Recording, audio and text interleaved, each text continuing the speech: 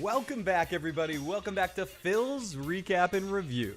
House of the Dragon, Episode 4, King of the Narrow Sea, or King of the turning you on and getting you to the point where you want to have sex and then walking away from you. What an asshole Daemon is. What a crafty, sick, twisted bastard. And we also had another episode where we had some child being offered to an adult, which was, I guess is a theme moving forward with House of the Dragon, but I was excited to see this episode and talk about it, and we're going to break it all down tonight, and here I am, everybody. But I'm not alone. Of course I'm not alone. Tonight I have with me, as always, the live Moroccan chat. We got so many awesome folks in the chat right now sharing their thoughts, and if you want to call on in as well, you can leave a voicemail tonight at 781-990-8509. Again, that's 781-990-8509. If I miss your message that flies through the chat tonight at any point in time, you can also text me at that number too, 781-990-8509, to make sure I see whatever it is you're throwing at me tonight. Wow, what a sexy, dark kind of episode, a more measured, focused story episode rather than things bouncing around. Interesting stuff. I enjoyed this one. Curious to hear what all of you guys thought. And obviously, at the end of the episode, we lose, or I'm sure he's not gone from the story, but we out of there. He finally all his creepiness finally catches up with him with Otto Pedo Tower. The middle finger. He gets the middle finger right out the door from King Viserys. Kicks his ass out. But this episode, again, was a smaller story. We're going to break it all down and talk about it. So let's see what some of you guys had to think.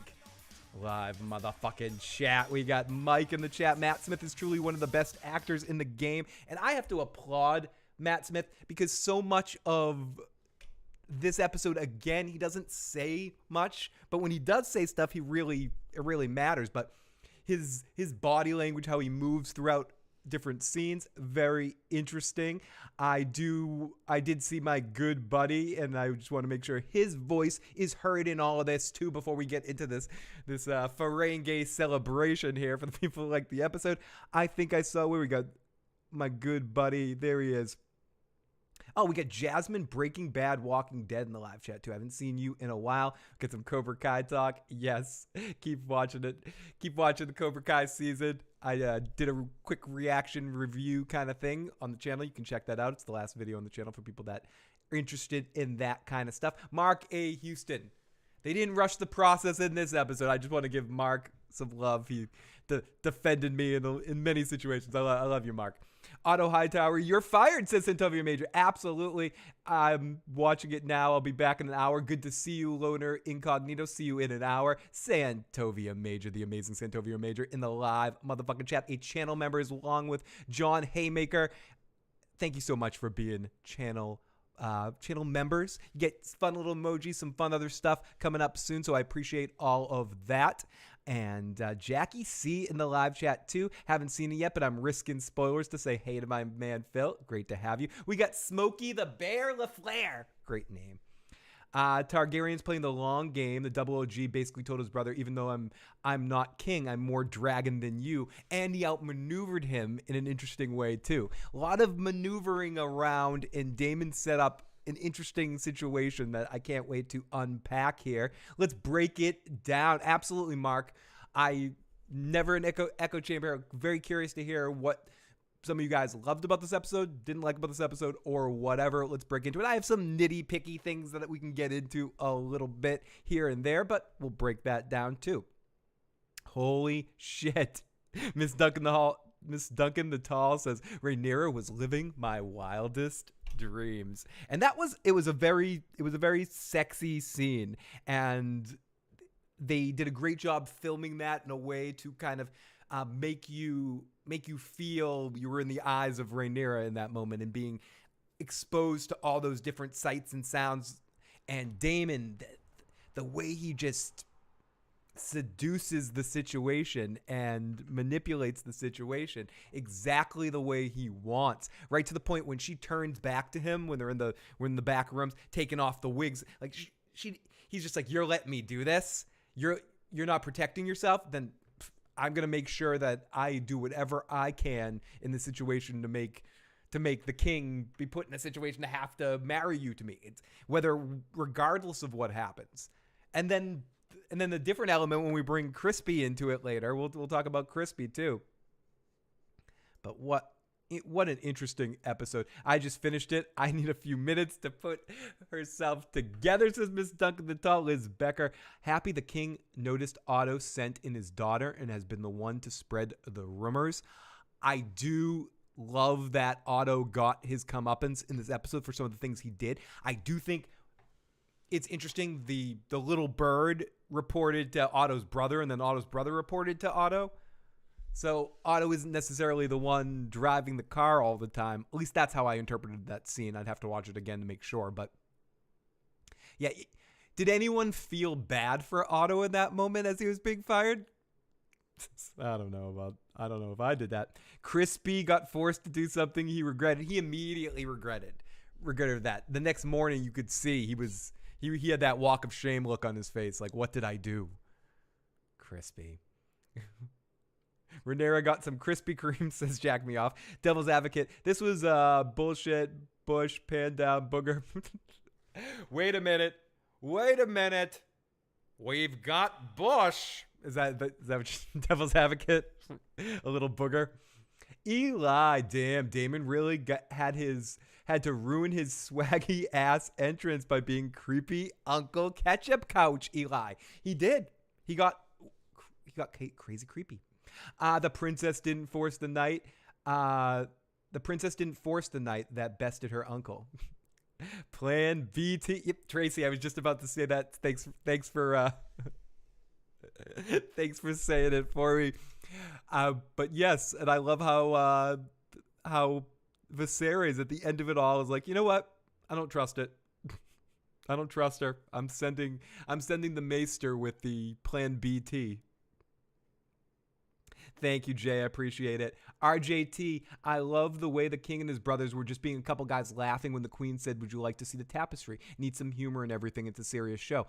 RJT, I agree. The first time when I first watching this episode, I was like, finally some humor, some levity kind of situation where it feels like they're brothers. And I think that whole scene was really cool from a Targaryen standpoint to see the three of them hanging out and see Rhaenyra look at them with this.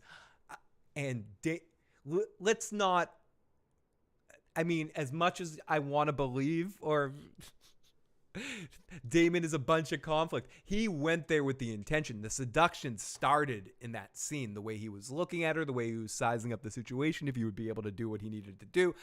And Daemon is a slick, twisted prick. Uncle Creepy. Alicent was jealous because her uncle didn't look like that. I love Otto. I love that Otto lost his position. Killmonger, the rebel, and we got Killmonger. We got two Killmongers in the live chat right now. We got Killmonger 509 and Killmonger the Rebel 313. Both loving that Otto lost his position. I love that Otto lost his position. Otto's ass is out of there. Yay. Exactly, OTDA. I don't know what I'm doing, but I'm seeing double of the double trouble.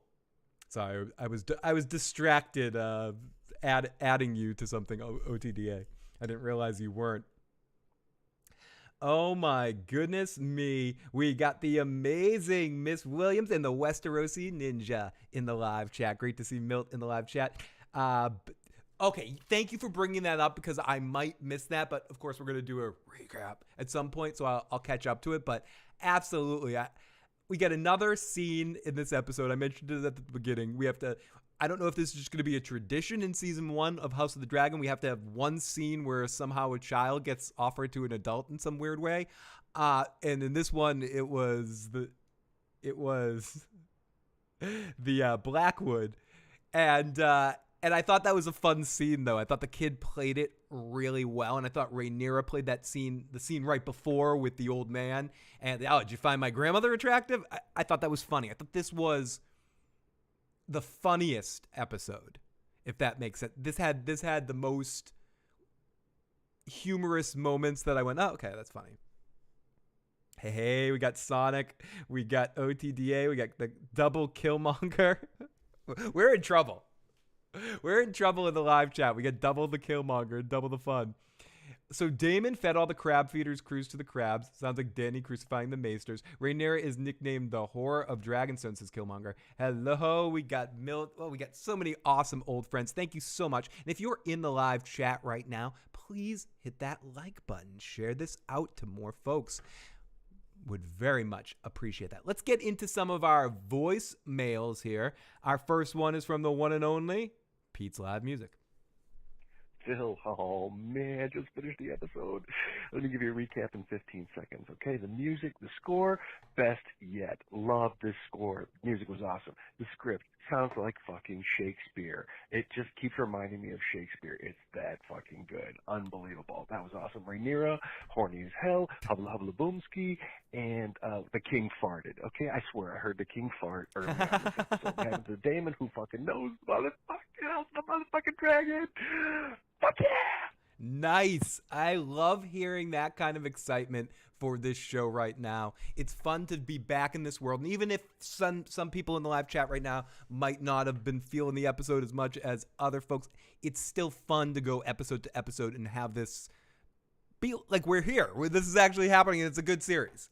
And there could be better episodes for certain people, episodes that are, amazing for some.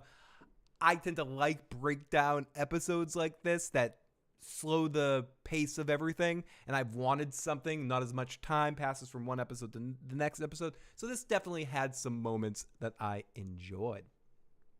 Yeah, the king actually manned up a couple of moments in this episode. Yeah, Ramen was incredible. He had some moments that just really bounced off what was going on in the show well.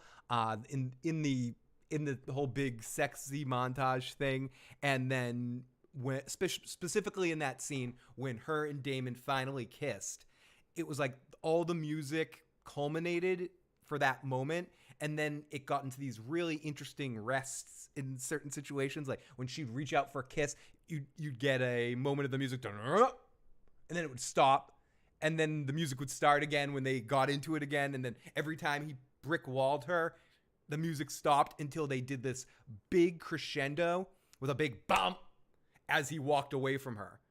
And it was done. It was orchestrated really well from a music to action on screen standpoint. I haven't noticed so much of the soundtrack as much in these first 3 episodes. I noticed it in this episode. So great point as always, Pete's Live Music.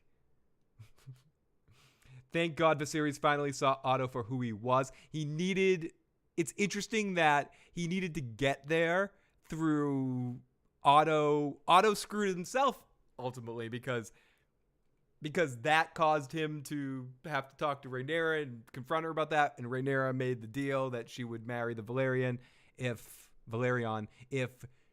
he fires Otto. Jack Me Off says, got to admit the removing the armor before sex is hot as hell. It was they could have quickened up that scene a little bit. They could have quickened up.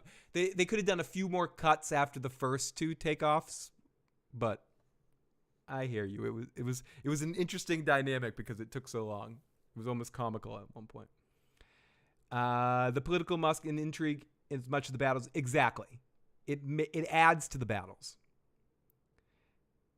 Hey, there was Kayla Smart in the live chat. Thank you so much for popping on in. Heineken 6-6. It was a good episode. You can't have action every week. I don't do well with the old and young. Yeah, I don't know if you guys have talked about this in the chat because I'm not popping in to every comment right now. But we also, in a series that has had some creepy moments, the scene with Viserys having sex with Alicent was unbelievably creepy and awkward and weird. And in so many ways, they filmed that so good to elicit the emotion they wanted me to feel watching that. And seeing all the cuts on Viserys as he's going and the mechanical nature of it. Oh my goodness. For those of us that know what I'm talking about, I just heard in my mind, yip, yip, yip, yip, Yip, for my Better Call Saul friends will know what I mean there. But it was, oh my goodness. It was creepy. And you couple that with how legitimately erotic the Damon and her scene was going through the bowels of King's Landing. And they filmed that in a very sexualized manner, or the scene with Crispy. But that was... It might get forgotten about in everything in this episode because so much will get the attention. But that scene with him and Alicent was on a season that's had a lot of creepy shit. To me, that was like near the top of the creepy moments. The way they filmed it, the lighting in the scene, the way they her face the way they focused on her face and her staring at the scene. I don't know. That made me feel all kinds of awkward. Exactly, Jack me off in Sonic in the chat. Yep. Horrific. Similar to the Kim scene and I'm just basically saying it, but just, oh my goodness. It was just hard to watch for me. And that's the emotion they wanted me to feel when watching it. And so it was an extremely successfully shot scene. Yeah, exactly. It's to show you that what the king says later is true, and Alicent doesn't really love the king. When Otto's trying to be, the queen loves you, he's like, no, I just have. You think I'm a moron? You think I'm a moron in that situation? You think I don't notice her going? Like she's there because you forced her to dress like your wife and seduce me when I was at my lowest. You sick prick. And then you tried to suggest to my daughter to marry my 1-year-old son just to make sure your son got to be king. And now you're doing this. So even if what you're saying is true, she didn't have sex with Damon, but even if what he was saying is true, how is he to really think that Otto isn't going to be self-interested? So when Rhaenyra suggests that, it's not too far from the way he was thinking because he already confronted him with that situation.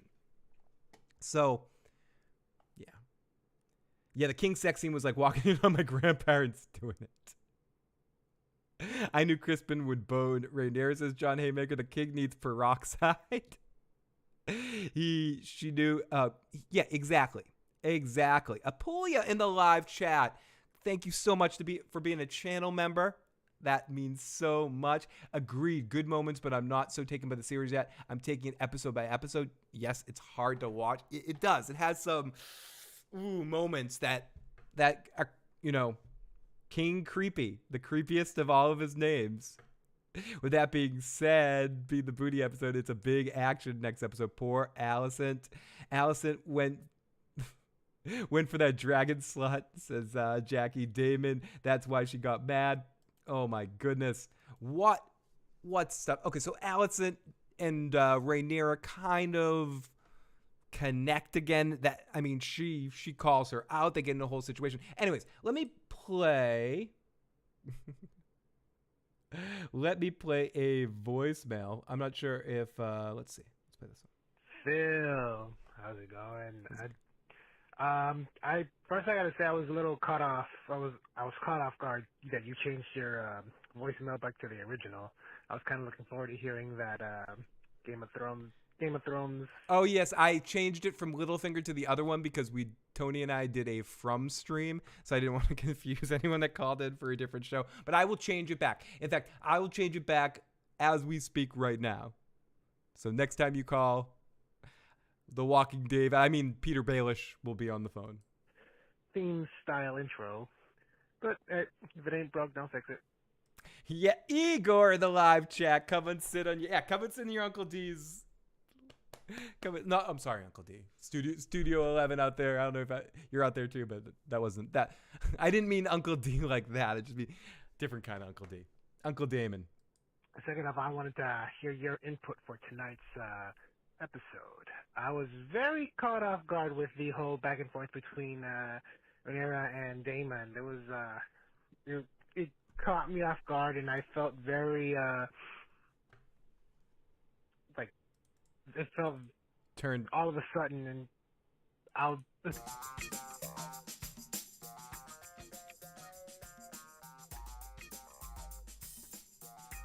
Oh, sorry. I was trying to make heads or tails on that note that was left for Rhaenyra. Hopefully someone from your great audience can answer that. I'm guessing it's written in their tongue or in their. Let me play that again. Sorry. It felt all of a sudden, and I was trying to make heads or tails on that note that was left for Rhaenyra. Oh, okay. Hopefully someone from your great audience can answer that. I'm guessing it's written in their tongue or in their language. It looks like some kind of map. And yeah, just another. Yeah, I think I can answer that for you right away. I think it was written in Valyrian with a map telling her how to sneak through the tunnels underneath King's Landing because they're confusing. So if she's going under there and she's never been in the direction that he's leading her to get to the sketchy part of town, he would need to lead her with a map. And he also didn't want anyone else to be able to read the situation of what's going on. So he put it in a language that only her and a select few other people would understand. A great episode, hosted by another great guy. Oh, thank you. Thank you for being you, and thank you for being a great host. Oh, you're very sweet. I'll send you your $20 in the mail for free advertisement. No, I'm kidding. Okay, let's get into the live chat. We got a bunch more voicemails. We'll get to all of them tonight, especially before we get into our recap. We'll clear the decks here. Phil, read my text. I can't say slutty things out loud right now. Okay, absolutely. CC says, thank you. Thank you. Oh, well, thank you. Thank you, Rhaenyra, for showing me how to take... Thank you, Rhaenyra, for showing me how to take off a Kingsguard armor during sexy time. CC, take some notes. Bam! So thank you, Rhaenyra, for giving instructions for any cosplay situation so anyone in a future situation can easily understand the process. So from that note, I guess I will rescind my statement about it being too slow because this is sort of an instructional thing, CC, that you can do that. Oh, holy shit, we got some super chat donations. You can see it on screen, falling the balls into the jar from the wheel. We've got amazing Maud Mary and the unbelievably incredible Tracy G. Thank you both for your super chats. Let's read what this has to say. Maud Mary says, did anyone else feel like Crispin wasn't into it but felt how most women feel when a person of power seduces them against their will? I did. I definitely felt like he was very conflicted by it. And he felt at a certain point he didn't have a choice. Your queen, protecting my queen wants this. How can I say no? And so I do think he was in a situation where it would have been very difficult for him to say no. And if he did come back from that at all in any situation. And the wonderful Tracy G. This episode was fire. Made me wonder what the hell did Dan and Dave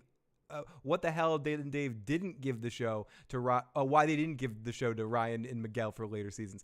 I agree, because I don't want to take away from the fact that the first 3 seasons, especially the first season, Dan and Dave did a good job and they were passionate about the project.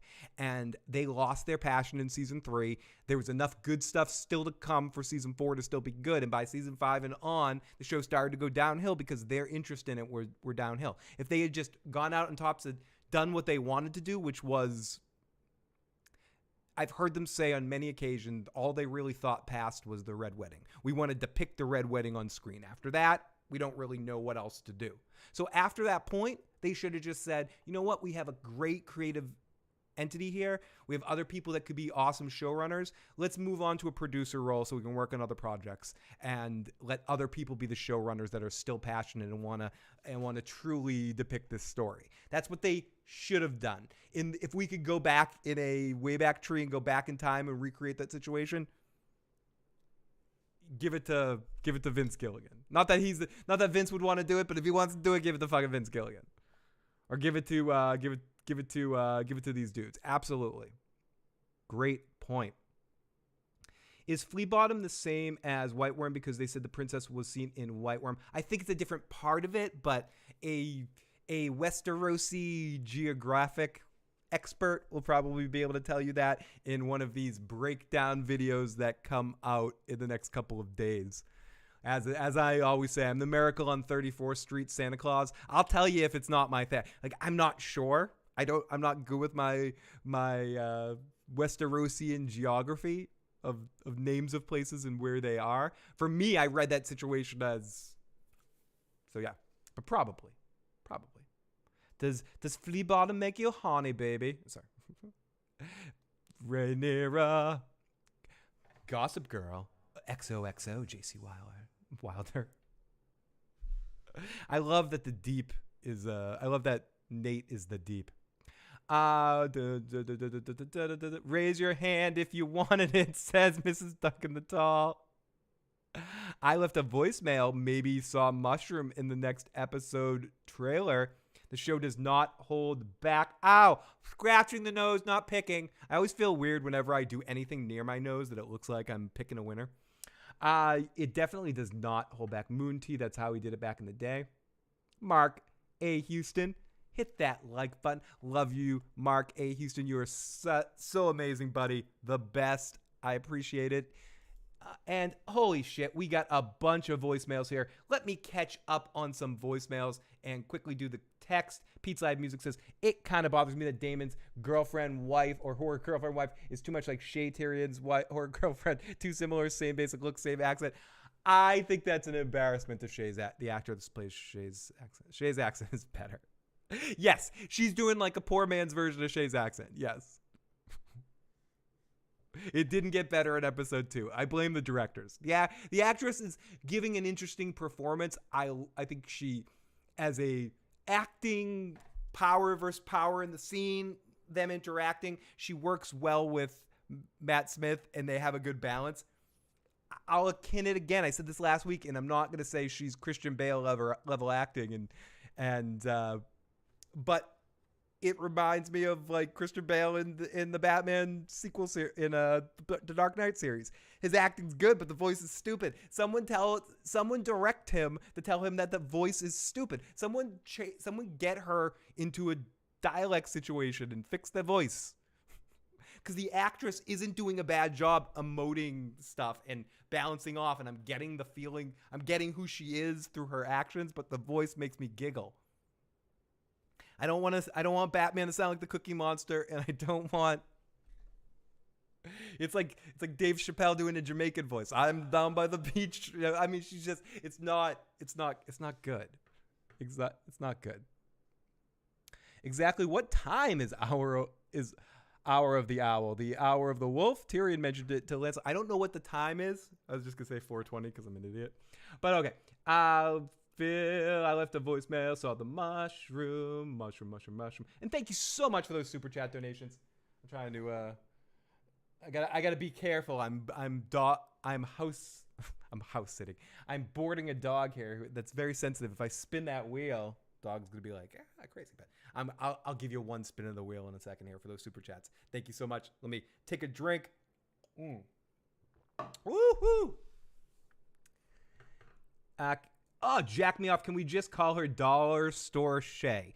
I like that. It's unique. It's not like, everyone always says the poor man's one. But we've had 3 super chat donations. I feel like I need to do it after a few. So let's take a quick moment here and bring this up. Where's my wheel spinning music? I've gotten enough super chats. Let's spin this wheel here.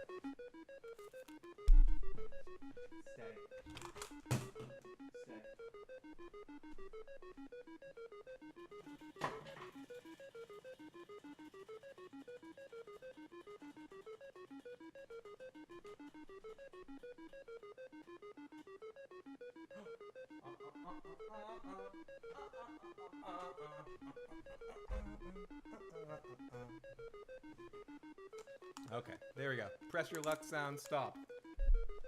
Press your luck sound.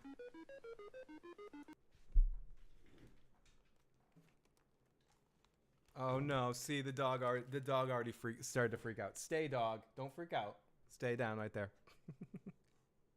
So big money, no whammies. Pop. Mushroom in 420 next week. My sweet Robin impression. Oh my goodness. And the bong rip to the ad, but there is one. There is a hit on the wheel. but it did land on some drum fun. Sorry for the no whammies. Okay, so let's play. Sorry for the whammy right there. So let's play some voicemails while I set this shit up. And here we got with our good buddy, Jay. Oh no, I'll answer that question at a later date, Jay. I see what your question is. Not anytime soon. Just this one for now. Bloody talker. Hey Phil, I like how we got the Game of Thrones theme song as the game for the throne kind of starts to kick off. So little cool bit there. Damon just being Damon, pretty awesome. I love how he just walks in the store, doesn't give a shit. And I think we need to contact like the HR department for Crispy, man. I don't think he wanted to do that. I feel like he got pressured into that by his superiors. And yeah, you know, I think we're going to need to file some HR complaints against Rhaenyra here. I think she forced him into it. Anyway, take it easy, everybody. Good night. Awesome call, as always, Bloody Tucker. Melissa S.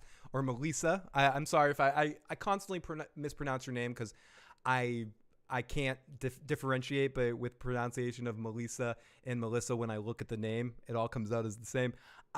This episode dragged out way too much. I can understand that, especially with the pacing that they've had leading up so far. But I tend to like that they took their time in this episode to show that they can do this in some storylines. But I absolutely hear what you're saying. People, analysis of Thrones in the live chat. Great to see the amazing analysis of Thrones. I actually don't have Lotus tonight. I have another dog that already just got freaked out the minute I even grabbed the drum. And I have Miss Lucy who's in the background right now. Let's see if we can see a shot of Miss Lucy. Miss Lucy, are you right there? No, she isn't. Okay, everybody. Oh, whoops, wrong thing. Yeah, I definitely think we need some Murray. We need some Murray going on. It's okay, sweetie. Go lie down. And let's play another voicemail from Pete's Live Music while I handle the dog. Hey, Phil, I wonder what your thoughts are on this. Up to this point, I kind of felt like House of the Dragon was just a little bit short of just the quality, the impact, the intensity, whatever, of Game of Thrones. It seemed like it was just not quite, just short of Game of Thrones. But this episode, I think, is as good as anything I've seen like Game of Thrones. And that is fucking exciting. I was just wondering if you were thinking the same thing or something similar. This is the first one that really seemed right on par with Game of Thrones. I don't know. I think so. It's pretty damn good. Not perfect, but pretty damn fucking good.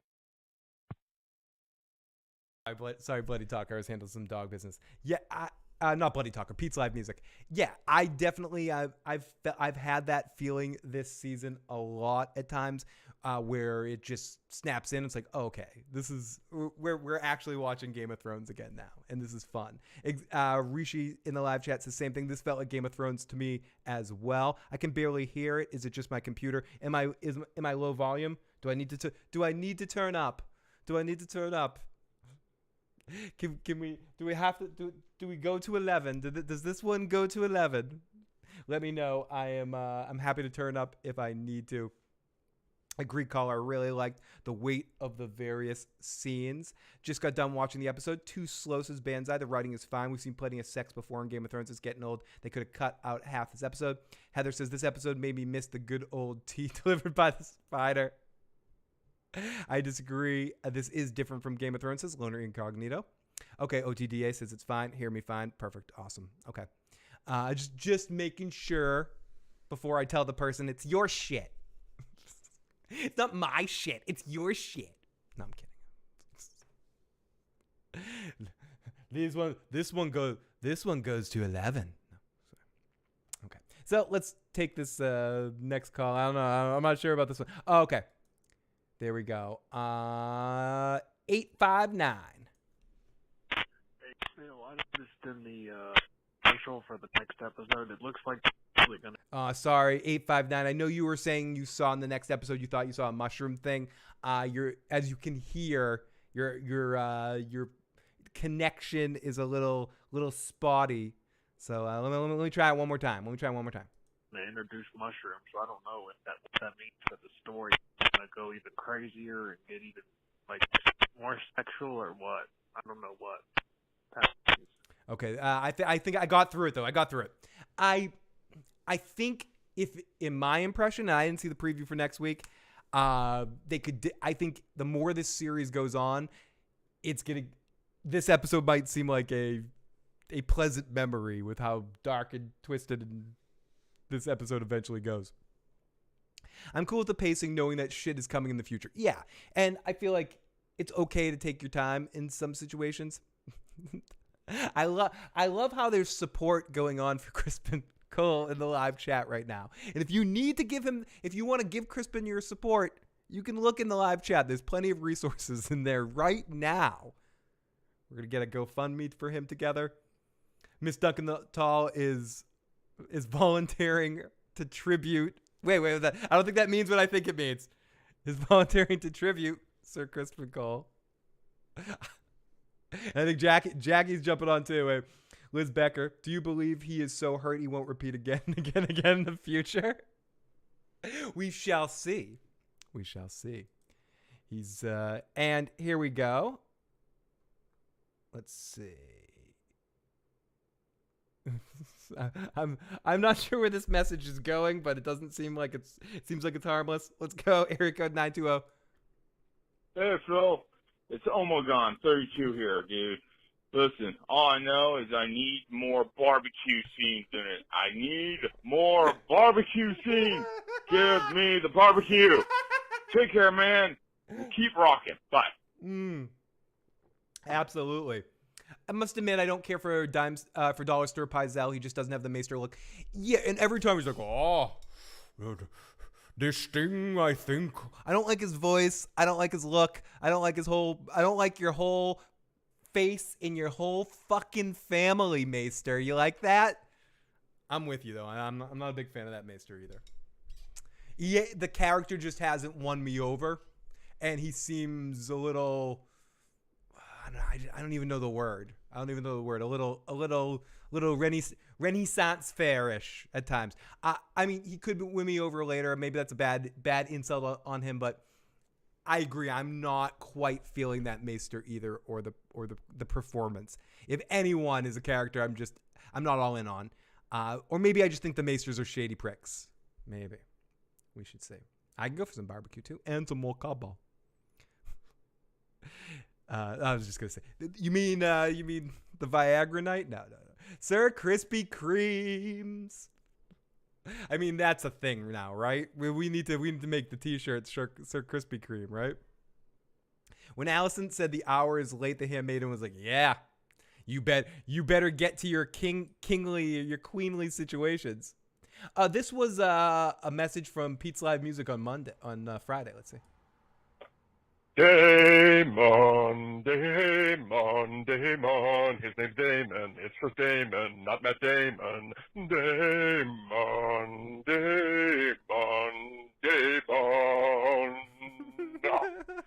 It's what I do. I sing, and I drink, and I know things. You guys in the live chat, Crispy is giving me young Jamie Lannister vibes. I need a shower after this. Love you, friends. This is why... like we all love each other. This is why I love my chat. We're some of the bring the dirt, bring the sass, bring it all. I love you guys. This is why you guys are the best in the fucking business. You live motherfucking chatters. Keep it coming. Keep it sharing. Keep liking this if you haven't already. Keep sharing it out to get to more and more people.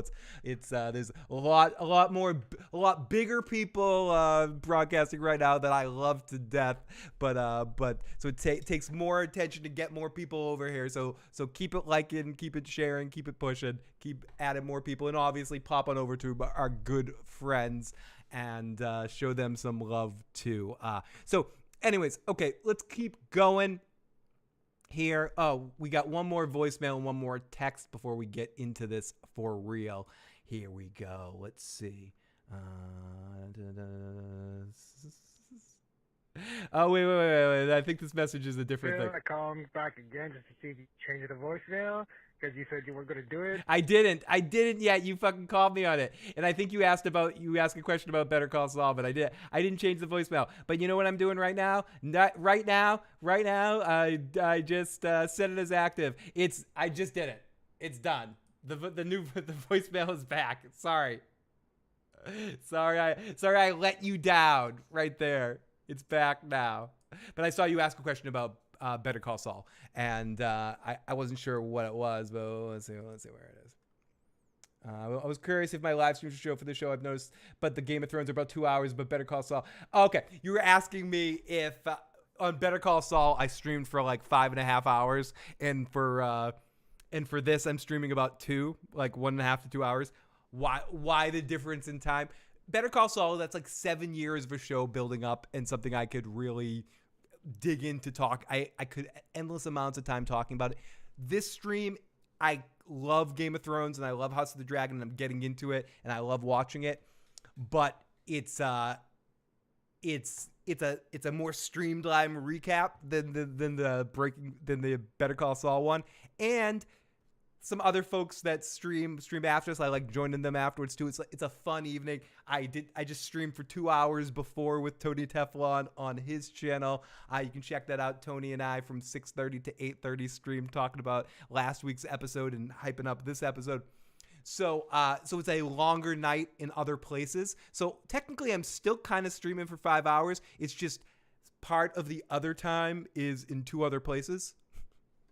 I joined Tony, and then the first 2 weeks of the season, I joined Preston and Carmine over on Preston's channel after I was done here. So in a way, I'm still kind of streaming for the same amount of time.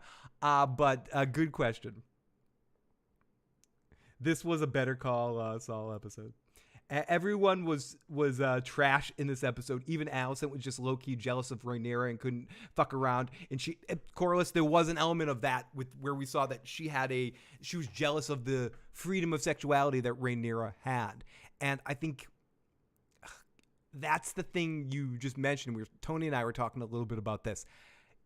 Everybody is trash on this series. That's like all the Targaryens are fucking trash. Even the good ones at this point. And we're going to see a lot of that. A fucking lot of that. Crispy Salamanca. He could be a crispy. Crisper. It's crisper too. Someone said in the comment section, somebody else already has that theme song. So I got to contact that creator and try to get them to let me use the crispy theme song. So I don't have to, I shouldn't record it my own.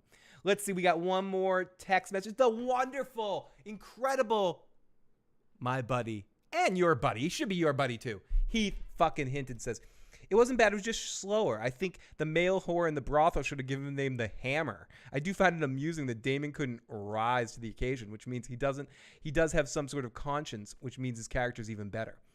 As always, I smoke and I know things. Heath Hinton, I agree with your sentiment, and it could be that situation, but I think he did that on purpose because, yes, he does have some sort of conscience and he wants to make that her choice, and he took advantage of the situation. And he also knew by getting her to that point where they were in that brothel back room with their masks off and her in a situation where it looks like she possibly could have done something. It doesn't really matter the reality of the situation. So it doesn't matter if he does that. So he did choose to do the good thing in the situation there, and I think he does have an affinity for her, but I think he goes, you're naive. Like, I took advantage of you and you didn't even question it. And I think he gives her that kind of look when he backs away from her, like, you trusted me? Ha ha. Here you go for some blue balls. Bye. And it's just like, and she's like, fuck. And fortunately, she had the crispy on call, but I think that's going to fucking backfire on her. We got the Iron Throne in the live motherfucking chat. Whoa. Holy shit. Mummy Ray just gave us a $99 super chat. Holy shit. Love you, Phil. Maybe for this big Dondo, you can do me a favor and do a Breaking Bad related stream sometime next week. I think of all of us Breaking Bad Better Call Saul fans would love it. Holy shit. So for that super chat, what you want me to do is promise you I'll do a Breaking Bad Better Call Saul stream next week.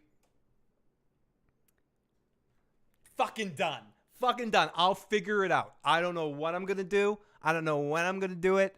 I don't care if I have a busy week, but holy mother hellin' shit. What a super chat donation. That's our biggest one of House of the Dragon, winning the award. Mummy Ray is the stream boss. Let's see. Holy shit. Close to knocking. Who's this Kevin person? I don't even know if the stream boss thing is legit. I think it's fucked up.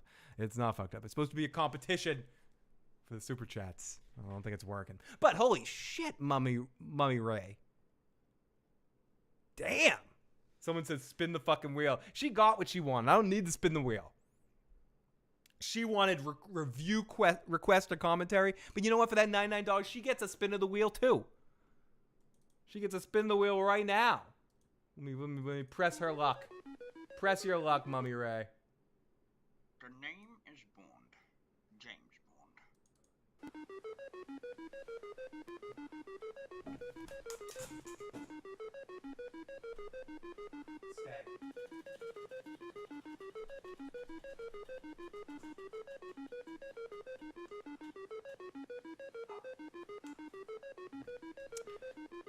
Thank you so much for that super chat donation. That is an incredible donation. And yes, I will do that. Let me set this for this. I have to remind myself to do it, but I will do it. I'll fucking do it. Here we go. So thank you so much. And the other super chat was a shot. So everyone, if you're holding, pick up your drink. Let's take a shot for the amazing Mama Ray for this super chat donation. Toast to you. Better Call Saul Breaking Bad stream incoming. Phil getting big time with the wheel sound effects. Made our boys say, oh my god, Mama Ray. It's that's an incredible super chat. Wow. I appreciate that. And you're making me smile. Cece, nice nod to Jaharis disowning Sierra for Viserys. Yeah, I love, and I think the way that they're looping in the lore stuff is done incredibly well, Cece. But you know what else is done incredibly well? Not really. You know what I like to do sometimes, and I like to dance. But the reason why I like to dance is because once in a while, every week, it's that time. It's the time for some slime, for some gross stuff. I know some gross stuff. It's time for the recap.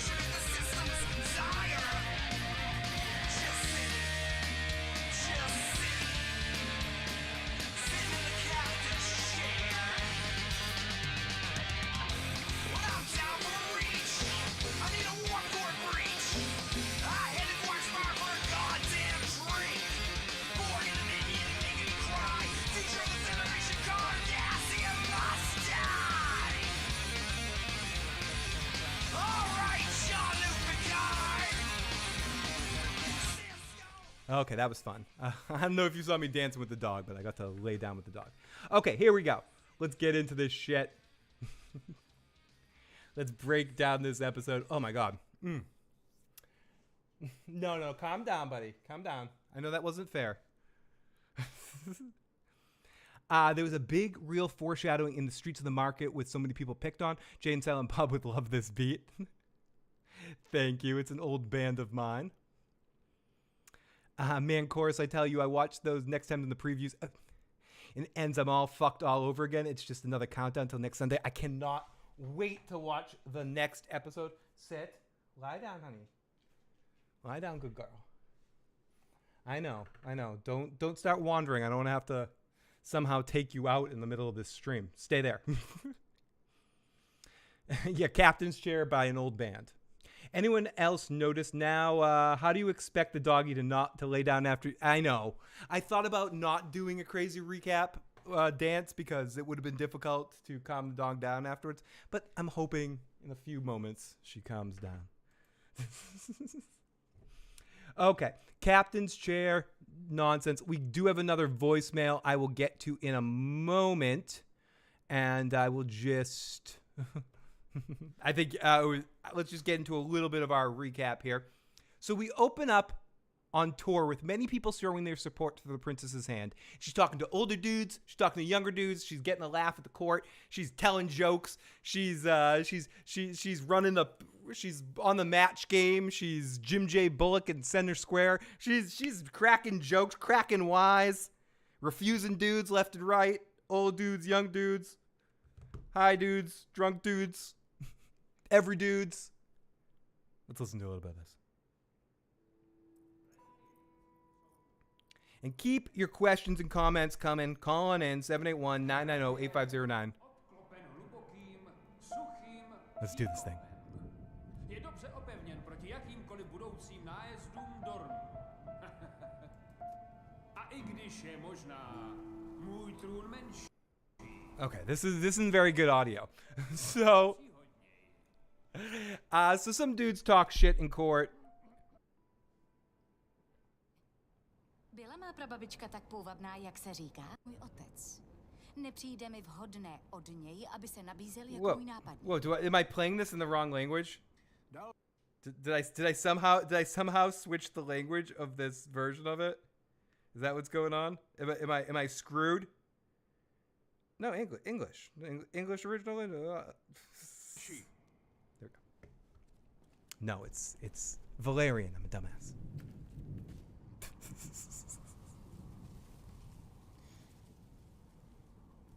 A teď dítě. Oh no, it's not. It says it's in English, but it's not. What the fuck? So suddenly this video gets recommended in a different language. Holy shit, Bloody Talker with another super chat donation. I'm just waiting for Viserys to ask Rhaenyra, "Did you know what duty is, daughter?" And Rhaenyra says, "A horse? A horse, a horse, of course, of course." I swear, it says it's English and it's playing it in a different language. So we might not be able to actually listen to the episode tonight, but that's okay. Can someone translate in the live chat? Obrovským vojskem. V říčních krajinách kdysi vládli jako králové. V jejich žilách stále proudí krev prvních lidí. What the shit? Okay, I guess, yeah, it says audio English original. Okay, so I guess we're recapping this the old-fashioned way. No audio tonight, guys. Sorry, everybody. So we already talked a little bit about this scene. The kid is funny in it, and they all make fun of him, but he eventually draws his sword and he kills the fucking dude for talking shit. Yeah, no one on this thing knows Valerian, do they? Just wondering if you do. I don't know why this is why live TV is fun. Carla Wayne.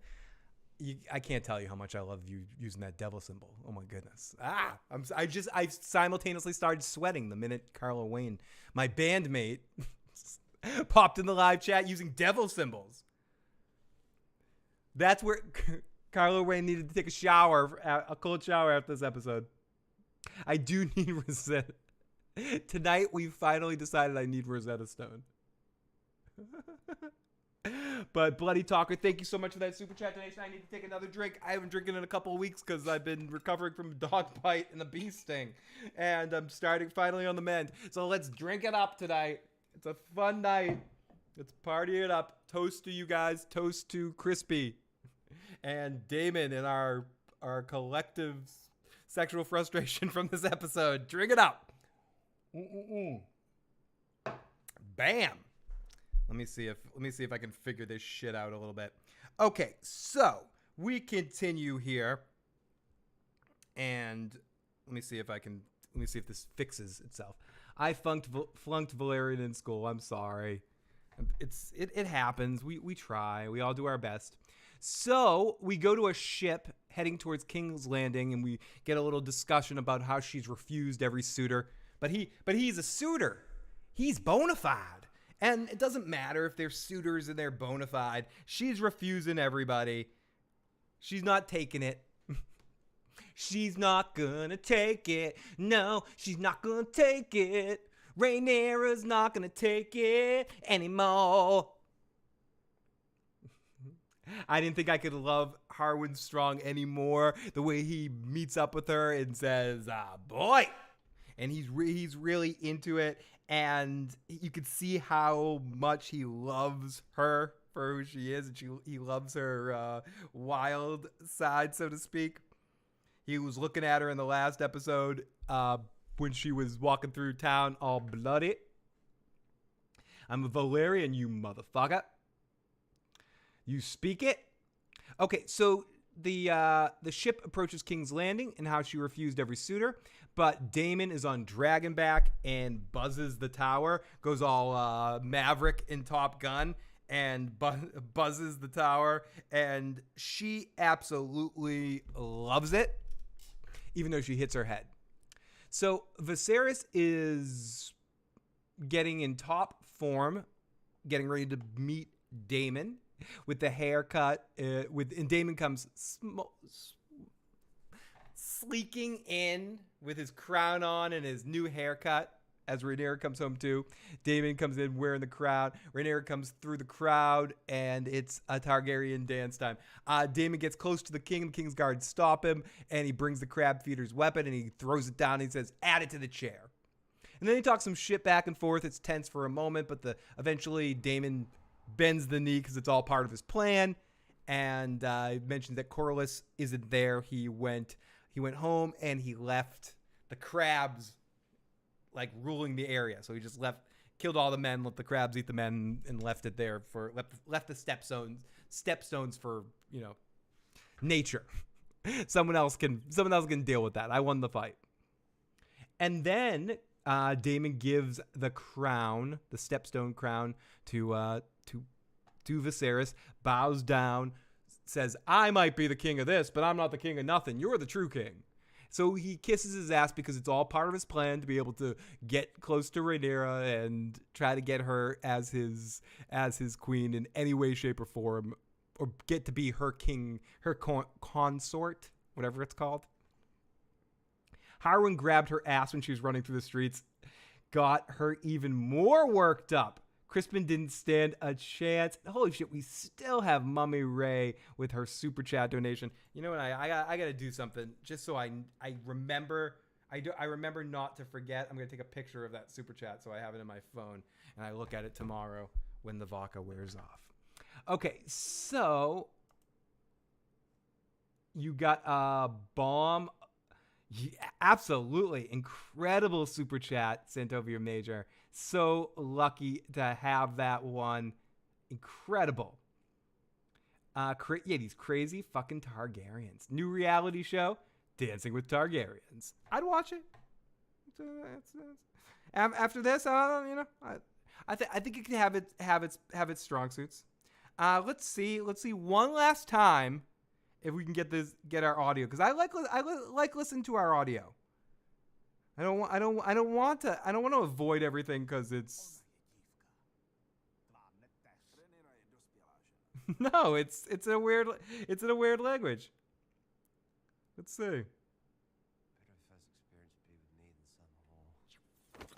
Viserys grabs him by the throat. You have ruined her. It's interesting. The audio description one works, but the other one doesn't. So let's listen to a little bit of this. Let's listen to the audio description. I think it would be funny. So Daemon comes in. Hammer and points it at Viserys before dropping it. Add it to the chair. Listen, I don't have to do anything. This thing recaps the whole thing for me. Let me sit back and relax and smoke some hippie activities and stuff, because this thing's recapping everything. Rhaenyra watches Daemon closely as he paces back. Viserys' brow knits together. Then he looks to Otto. Otto nods, and Harold sheaths his sword. Harold kneels and picks up the hammer. You wear a crown. Do you also call yourself king? Once we smash the triarchy, they name me king of... So yeah, I don't have to say anything. This is a fucking recap. Holy shit. Oh, Megon 32. I want to see some more BBQ. Beep. I want my baby back, BBQ. I love the audiobook style. I don't have to do shit. So, for some reason, the English side on my app right now is playing a different language. But the audio description one is, and now I don't have to recap shit.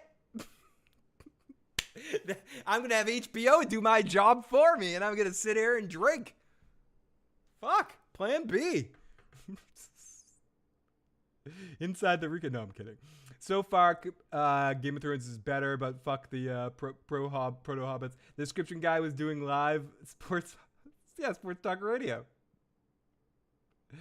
So Corlys is taxing harder than the Triarchy was, and now he has a bunch of war expenses to recoup. Absolutely. We got Jasmine Breaking Bad in the live chat. One of our long times. Great to see you, my friend. So let's listen to a little bit more of this scene that we already passed. The narrow sea. Viserys narrows his eyes. He did kind of narrow his I eyes. know that there is only one true king. What's the king?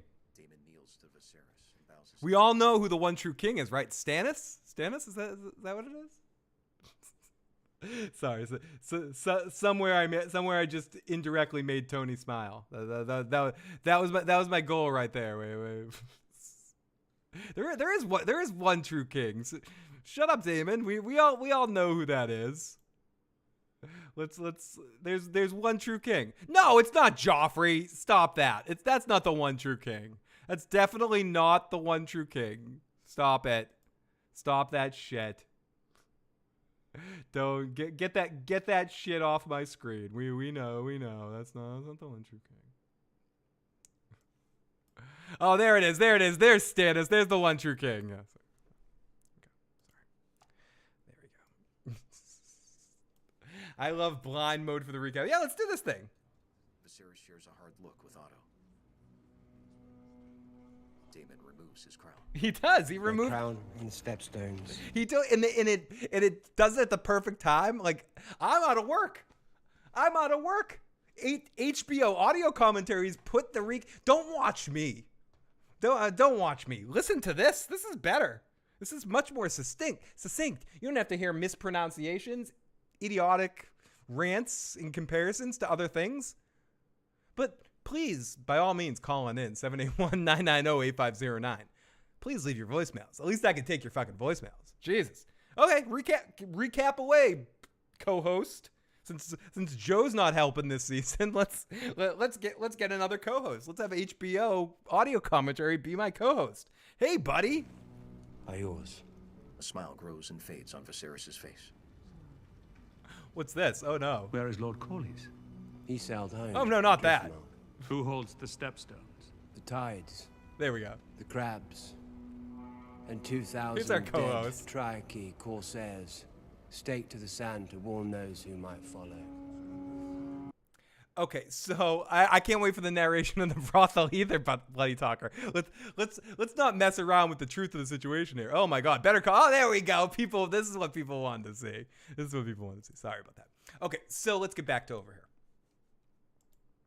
Thank you so much for tuning on in, everybody. I cannot wait to get to our brothel scenes. Viserys frowns, then uses his sword like a king as he descends the dais to Daemon. He stands close to Daemon and stares into his face. Otto paces to the side as Viserys takes the wooden crown from Daemon. Daemon meets Otto's eye as Viserys examines the crown. Viserys regards Daemon, then hands the crown to a Kingsguard. Rhaenyra and the gathered lords and ladies watch Viserys and Daemon peer intently into each other's eyes. Viserys lifts his chin. Rise. Daemon gets to his feet, then steps closer to Viserys. Okay, I seriously need to retire. This is too good. This works too fucking well. So here we go. Narration guy is the new Joe Dirtylocks. He really is. I miss Joe too. I do. Hopefully he'll be back. He might be retired. There's definitely a chance. It's been long enough that I haven't heard from him that he might be retired. Yeah, I'm sorry. That was if you were wondering what that extra sound was, that was me playing a xylophone. Okay, so I love this audio narration. So Daemon gets the Kingsguard to stop him. There's a whole big back and forth. Again, I feel like I can't. Why do you want to hear me recap? Viserys places a hand on Daemon's shoulder. Daemon pushes his forehead into Viserys' chest. Rhaenyra glances around, then claps. And then they all, oh my goodness. I feel like we all should go and listen to this. This is awesome. Anyways, I'm going to play this through the whole night. Maybe not every single scene, but we'll get through this. Okay, so Daemon gives his stepstone crown. Viserys is happy. The brothers embrace in front of everyone. They tell them all rise. Everyone claps. Then we cut to the 2 Targaryen brothers talking to Alicent. This is going to be fun. And we get this scene right out of here. No. I will not revisit this debate. You were always Mother's favorite. No, it's no great mystery.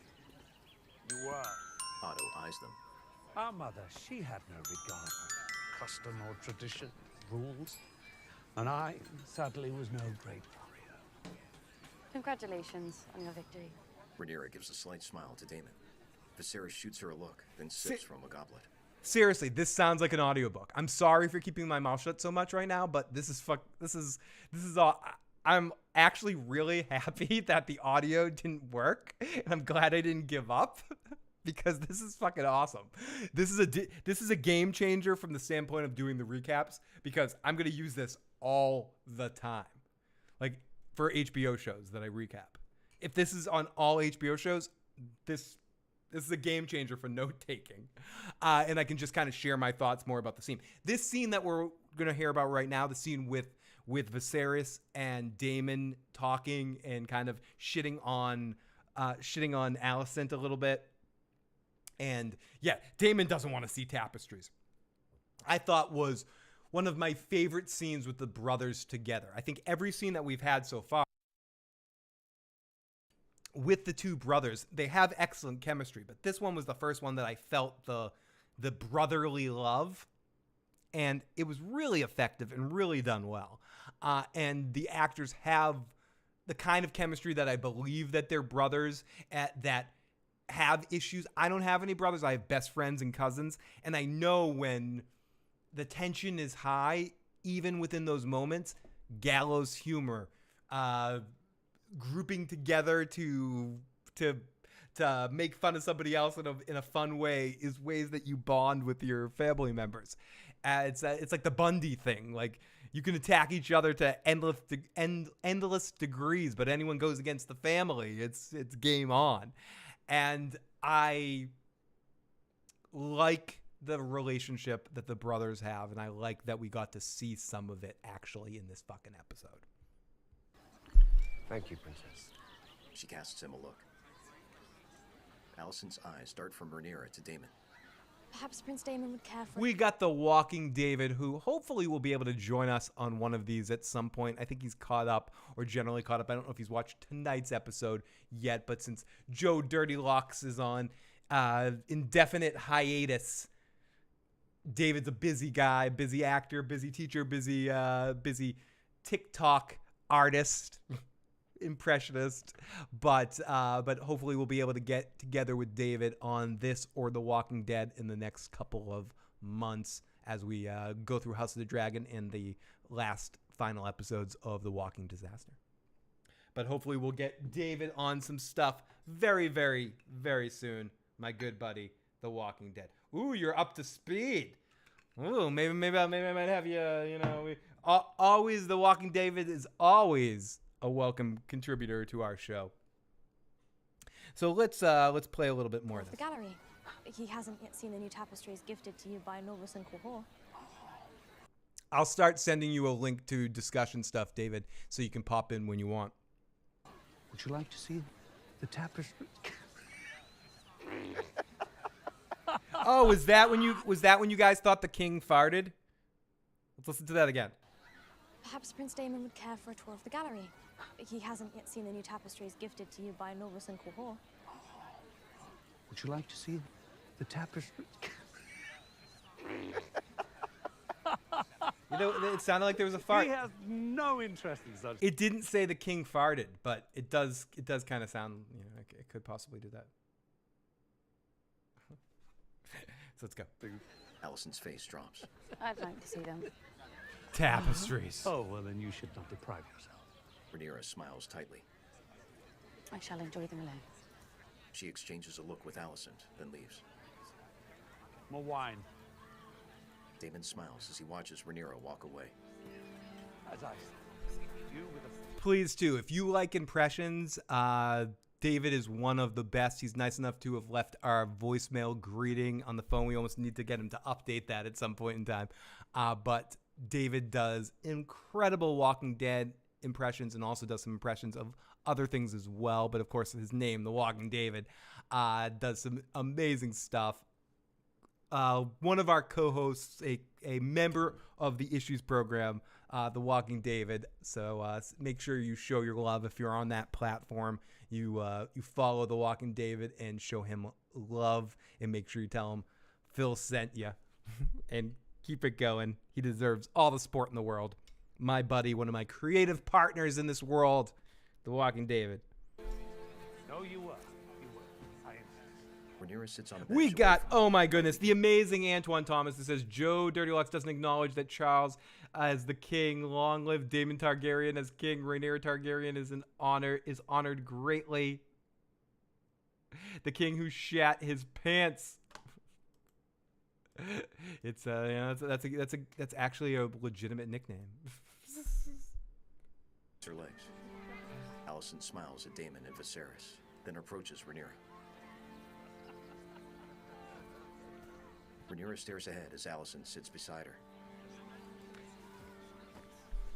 Thank you to everyone that's checking this out. If you are, please make sure you hit that like button. Make sure you share this out. Call on in as well. 781-990-8509. We're through our recap right now. Cannot wait to see how this thing sounds in the dirty scenes. Let's get as many people in here as we can to enjoy this nonsense. But I appreciate every single one of you. And thank you again to our $99 super chat donator, Mommy Ray, who has earned it.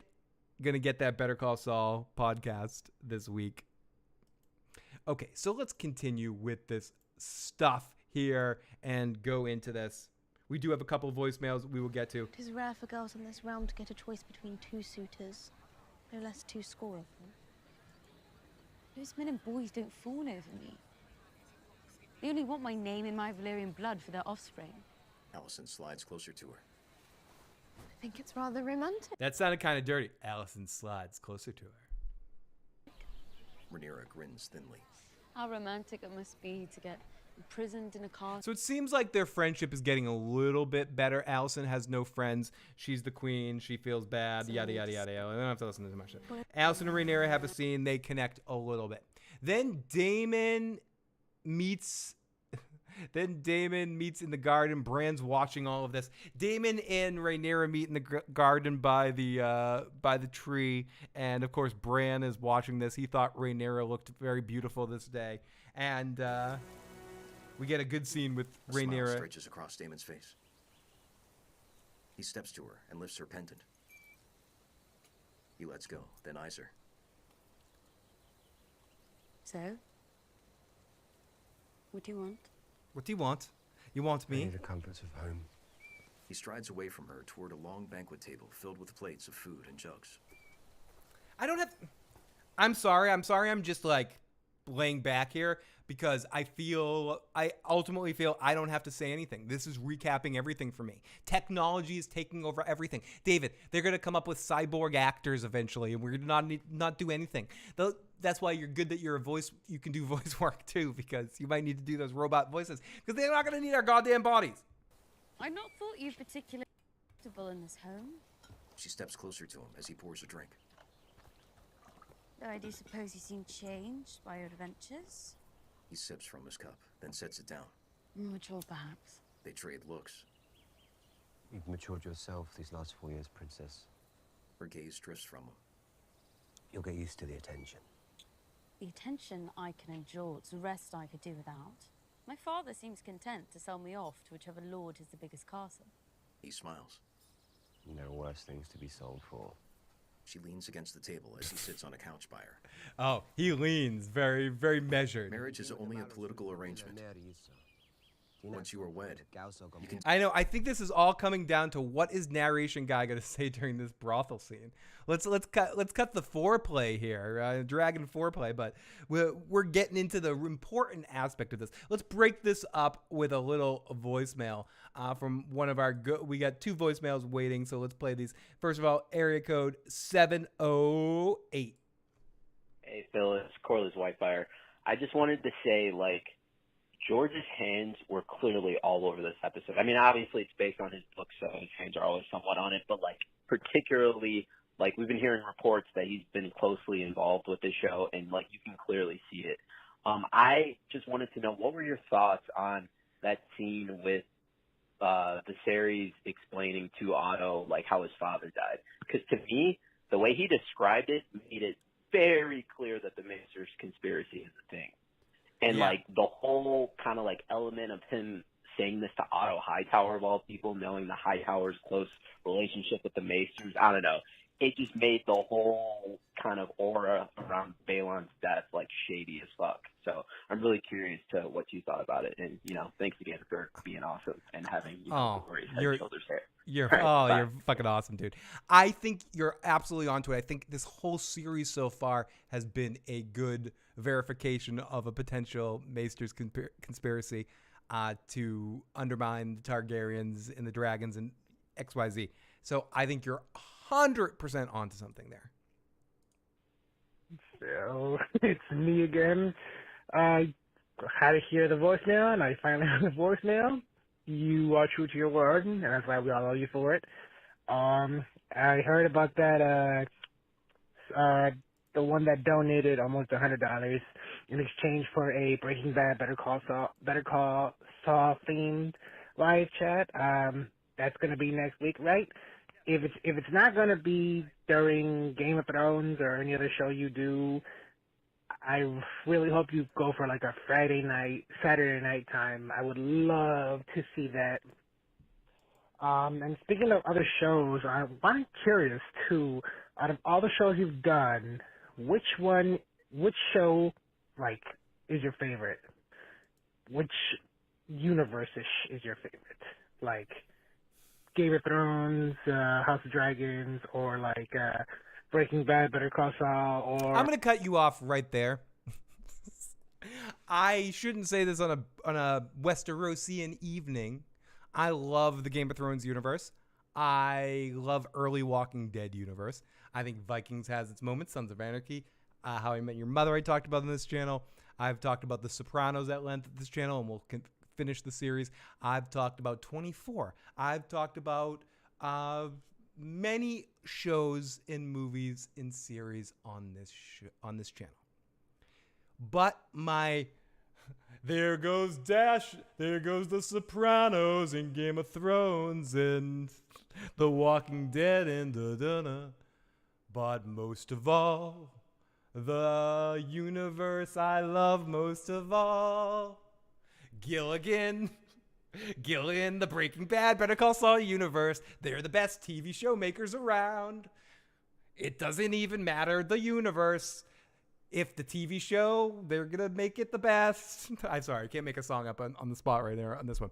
But it comes down to, it's not even about which universe I like the best. The universes wise, Star Trek, Deep Space Nine, Westeros kind of universe, I love that.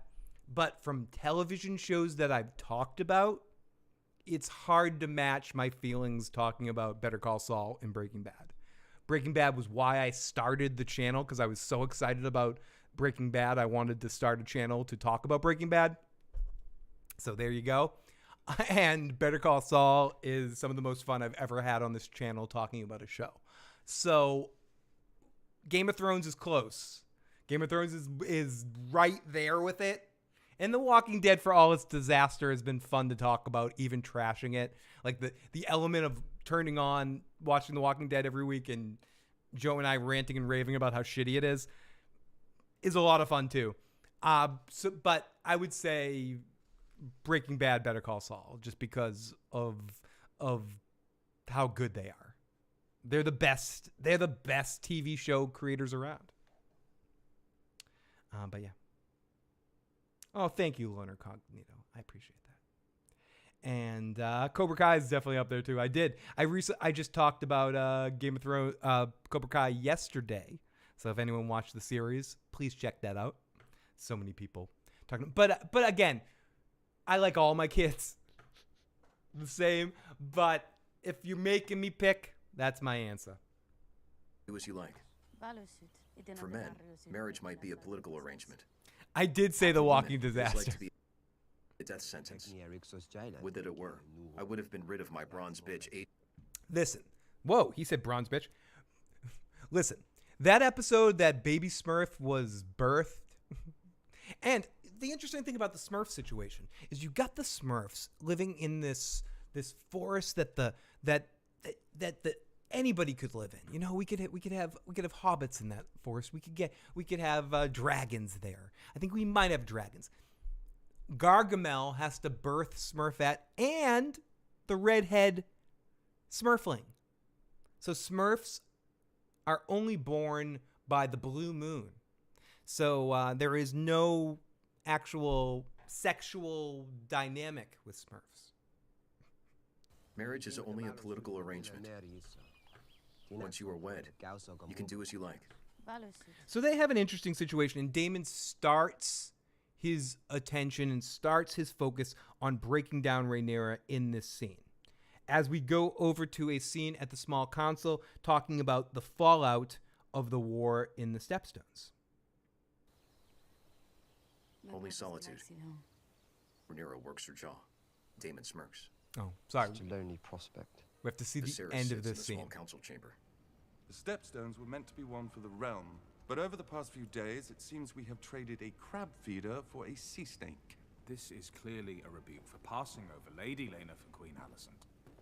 Years have passed since the business with his daughter. Certainly it cannot still be Roth. The sea snake is an overproud man, to be sure, Your Grace. That pride has been injured.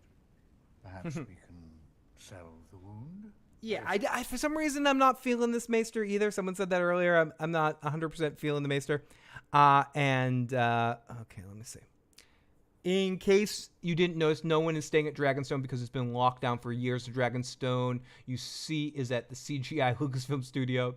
I already set the DVR set for the interview. It was good. Daemon took her to the small folk. It was interesting to see how they sided with Aemon being, or with Aegon being the true heir. She knew how they'd feel and how to rule. I think that's awesome. That we're gonna get to that scene in a little bit. Here, Lord Corlys's pride is the least of our worries. I don't wish to cause you further distress, Your Grace, but my brother has sent disturbing word from Oldtown. Lord Corlys is said to have engaged in negotiations with the Sea Lord of Bravos. He plans to wed his... So, this is a whole situation where it looks like Corlys might connect with with the Bravos, which sets an interesting standard. And Otto says, if that's the case, then we're going to have to strategically marry Rhaenyra, even though they're already trying to strategically marry Rhaenyra. Baby in her arms. Dawn light shines softly over her. Then we go off to a baby crying in the darkness of the night, and let's listen to the fucking recap voice do it better than me. She gradually turns. Fuck you. Rhaenyra walks down a corridor. So Rhaenyra walks down a corridor. Toward a large doorway guarded by Kristen. She goes in a large doorway with Crispy.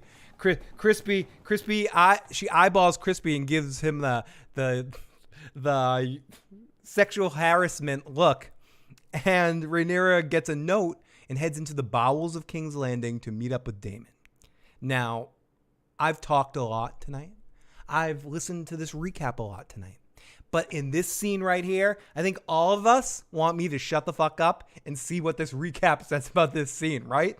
I need to run to the boys' room, and I'm going to do that. but we're going to play this, and I'm going to play this in its entirety because we need to hear this. I want to hear how Recap Voice Guy does this, and we got to all feel special about it. So let's listen to some, because I think I'm going to feel a little something. A little something. So let's check out our recaps for our voicemails first. And as I said, if I'm missing something you wanted to get in the show, in the chat, if I'm missing your chat in the live motherfucking chat, give me a text, 781-990-8509. Or you can call in and leave a voicemail at 781-990-8509. I might even set it up later at the end to have some real one-on-one conversations. But we'll see. Antoine Thomas says, Civil War is coming. Antoine, Joe Dirtylux, Peter Griffin are all hoping for a Targaryen civil war. Rumors Daemon Blackfire is on his way for the Golden Army to overthrow the King Charles III. I love my good buddy, Antoine Thomas. He keeps things interesting. He keeps things fun. He's one of our amazing longtime motherfucking chatters. Thank you so much, Antoine Thomas. Pete's Live Music. Here we go. What's narration guy going to say in this part? Here we go. This is what this is all about. Who cares what I have to say? Who cares? You amazing 80 or so people that are watching us live right now. You guys are incredible. I appreciate that. Keep it sharing. Keep it pushing. Keep it going. But no one cares what I have to say. We care what this fucking thing says. She gradually... Good night, Sir Kristen. So let's get... She quickly removes its seal, then unfurls and reads it. Rhaenyra sharply turns around and I'll be examines right the back. scroll further. It bears a drawing of an archway with a box past it and letters in neat rows. Oh, I keep putting up Tony's live thing going past an archway. Rhaenyra stares at the scroll as she moves to a chair beside her bed in front of a wall. She pulls it away, then pushes into an arched recess in the wall made from stone molding.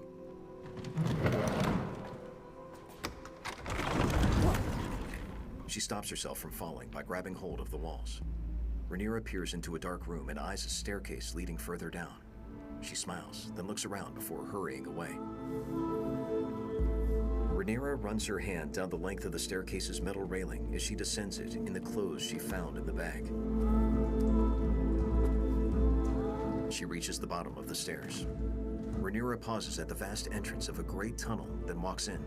She strides past stone wrought walls lined with torches held by metal dragon holders. Thank you, recap guy. Rhaenyra enters the chamber of Let me go to the bathroom. Oh Over my 100 goodness. candles sit in a line on the edge of the stone slab that holds the skull. They sputter and cast a soft orange glow under the great Saurian jaws. Rhaenyra moves to... Okay, I swear to God, I'm going to keep playing this, guys. But I swear to fucking Christ, if I started a new YouTube channel and I just played this, I would have way more subscribers. As much as people want to hear me talk, this is awesome. I can hear it from the bathroom. This is fucking great. I rewinded a little bit so I can date back here. Here we go. I'm back. Rhaenyra stares at the scroll as she moves to a chair beside her bed in front of a wall. She pulls it away, then pushes into an arched recess in the wall made from stone molding.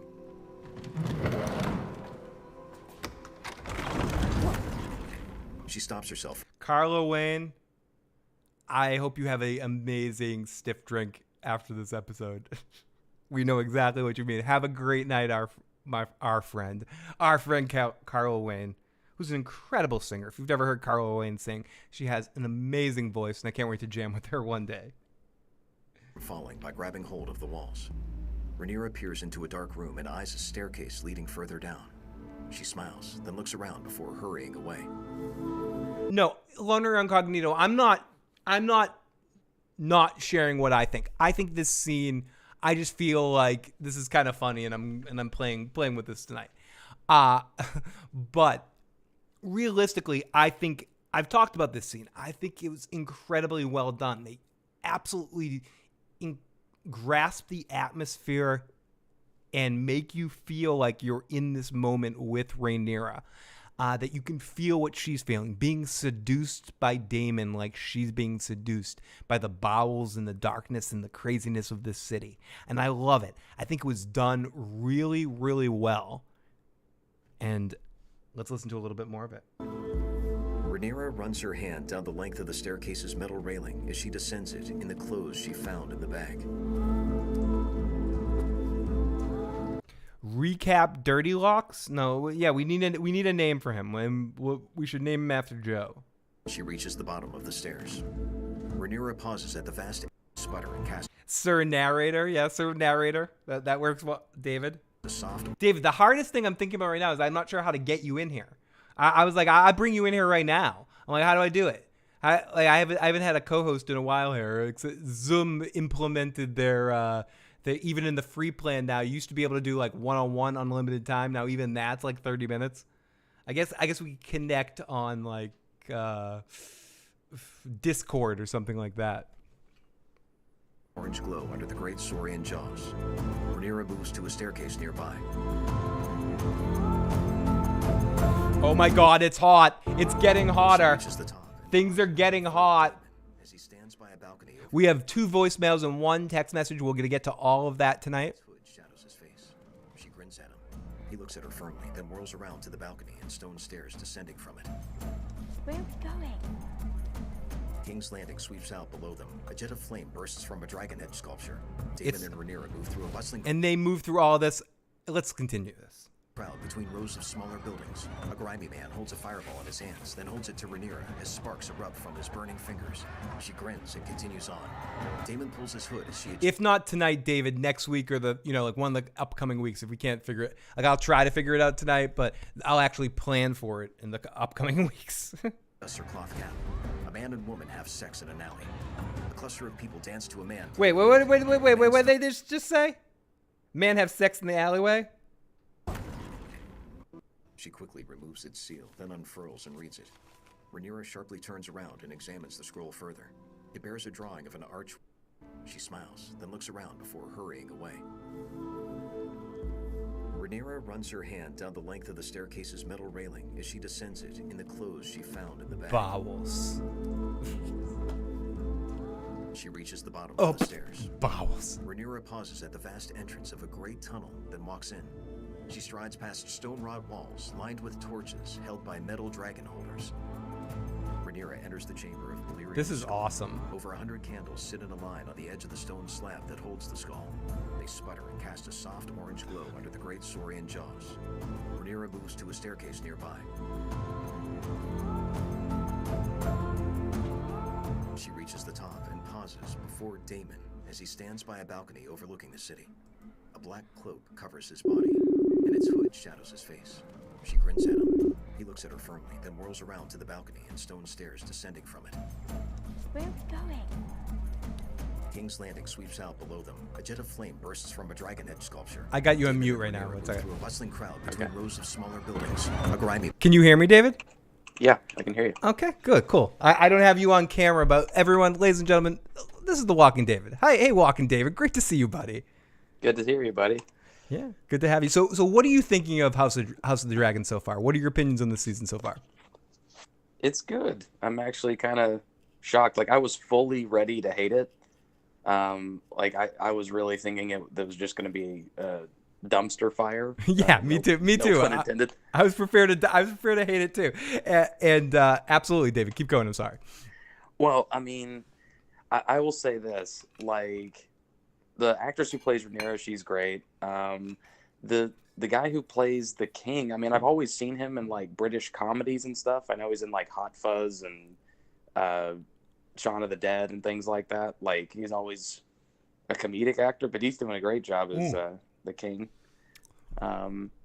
That's one of the voices I hope you do. I hope you eventually end up doing Viserys. I think that he's at least got a distinct voice, because that's the thing with when you're doing voices, you can't just do anybody. They have to actually have distinct voices that are interesting enough to do. Damon's voice isn't far off, and I don't know if you feel this way, isn't far off from Ramsay's voice. It's No, you're right about that. It's definitely got sort of a, nasally quality, but I left a voicemail trying to do Viserys. I did a very. Oh no, we can listen to that actually. We can listen to your voicemail together. Let's see if you can hear it. So let's listen to this asshole named David that left us a message from area code 213. Yeah, play that dumb fuck. Let's put this dumb message from David. My daughter, Rhaenyra, come here. Do you see this blade? That blade. The whisper is Littlefingerish. You know you're doing. It's hard. Yeah, it was a first attempt. You gotta. Do you know what's funny about this? That you called a voicemail line that had your own voice doing Littlefinger. It's. I know. It would be for me to stop talking so I can do it. So you could leave your own voice. Okay, I'll continue. I'll continue with this David guy. This David guy that's offering up his impression to the expert here, the walking David, this other David that we have here. Belonged to Aegon the Conqueror. He etched his house words into it that one could only read in the flames. Nice. It says, the song of Don't Sleep with Your Uncle. It's a short song, it is true. But one mustn't ignore the message. Anyways, I've been enjoying your review, buddy. You're like, yeah, I'm done. I don't have it exact yet. I'm fucking done. Stop. You know that's enough from David. Let's get back to David here. Exactly. Let's get back. That was enough from that guy. Let's get over to get over to the actual David. So the Hound was in hot fuzz. A couple people in the live chat saying the Lannister guy did a voice that was a little Tyrion. Yeah, when we got the Lannister guy in the last episode, the Lannisters have a cadence to their voice that they all have. That is definitely, you can almost do a Lannister for every Lannister. Like, hi, I'm a Lannister. Hi, everybody. I'm Lannister. I'm going to do Lannister things. Ha, ha, ha, you know. Oh, yeah. And that, dude, I will say this. It's kind of exciting that this show is delving into this, like, mythos that we've heard. And the way that they're setting it up, it's, like, prime setup for us to get all of those awesome like history and lore videos that we watched with Game of Thrones that they put on YouTube and stuff, and like the bonus features where it's characters talking about Aegon's conquest and everything, and then we get to see it now play out. It's actually pretty cool. Yeah, and to your point, your first point, I was talking to somebody else about this, that this show, so many people went in, and maybe that's the best way to go into any piece of art, to go into it with as low expectations as possible. Going in wanting to dislike something, I feel like for me always works. I don't know. It's just one of those things. Not that sometimes you go in wanting to dislike something and you're like, okay, yeah, this is everything I thought it was going to be. But when you, a lot of times, just as a generalized rule, when I go into things with lower expectations and I expect to, I love the feeling when something surprises me. When something goes, oh, wow, this is actually good. It has no right to be this good. It has no business being this good. Yeah, exactly. You know what I mean? And this is one of those shows, and I know hardcore Song of Ice and Fire fans might not be like, yeah, whatever you're talking about, Phil. But you know what I mean? Like, this show has no right to be as good as it actually is, and it is good. Any spin-off or sequel kind of thing. It's because there's a history of shittiness. It's like video game movies. Like if there was actually a good one, you're like, this has no right to be this good. Yeah, because like for me, and I've expressed this on the show before, that it's just like I hate prequels for the most part, but this is kind of going in that Better Call Saul direction at the moment, where it's kind of living up to its predecessor and has potential to be really, really good. And I'm not fully caught up on Better Call Saul. I need to do that, so shoosh. Oh no, I won't say anything. I won't talk about how Jackie Chan showed up and had a fight in the middle with Saul Goodman and Nobody's style. I won't talk about John Wick's cameo. I won't talk about that. Okay, that's good. But one of my acting friends from Oklahoma was actually in that. The last couple episodes. One of my buddies, not buddies, this kid I went to college with is in the last scene of Better Call Saul. He's amazing. Oh, really? Is he on the bus? Oh, you wouldn't know that. I'm sorry. No, I wouldn't know. But I guess there's a bus. No, they probably know each other. Yeah, they probably do, at least now. But yeah, like usually prequels suck. Like for me, I was not one of those. Like I hated the Hobbit movies and The Walking Dead. Having prequels and the spinoffs just drives me crazy because it's like, listen, man, to do that stuff. Pardon me, I'm getting over. Oh no, and I got you unexpected. I'm like, David, you're coming on tonight. I was bringing you on. No, I'm fine with it. Yeah, just doing that Viserys just really brought up a lot of that phlegm. But anyways, it's like, yeah, like the Hobbit series and stuff, and things like that, the Walking Dead spinoffs, they just always fall short usually of their predecessor, and they always make the biggest mistake of, we're not going to wait until the main series is done before we start a prequel. And I'm like, yeah, that's so dumb. You know what I mean? Like, you gotta finish the main show to make you ready and primed for another show. You know what I mean? And it's tough because I feel like, again, I don't want to talk about this too much, but the Game of Thrones season 8 has such a weird reputation and result reflecting off of it.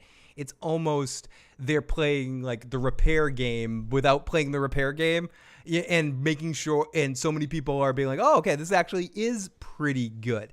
Anyways, David, let's get to some voicemails and get back into a recap. If you have to go at any point in time, let me know. Otherwise, I'll keep you here for a little while longer. I'm good. Play area code 773. No, Phil, don't shut the up. We love you. We love hearing you. You're the reason we come to your show. Did this caller put their own beep in? Did they beep themselves? I guess so. Did they? I didn't beep them. Fuck. No. We didn't beep you. You could say shut the fuck, but it's funnier. David, do you think it's funnier when they put the fuck in or you hear the beep? I mean, I personally like hearing the word fuck, but right, like in something like South Park, like, do you prefer, I don't know if you're a South Park fan or not, but like, do you prefer hearing the edited version with the beeps or unedited? I prefer unedited, honestly, but it's like every now and then shows will do it really, really well, where it's like if they're saying like hell and shit and bitch and like all the other curse words, but then they do a hard cut and a beep at the same time, like shut the fuck, and then it beeps right as it cuts. Like, that's pretty funny. But I gotta give this caller credit for putting the beep in. Okay, let's play this message. Yeah, that's some devotion to your craft. Yeah, that is. It really is, David.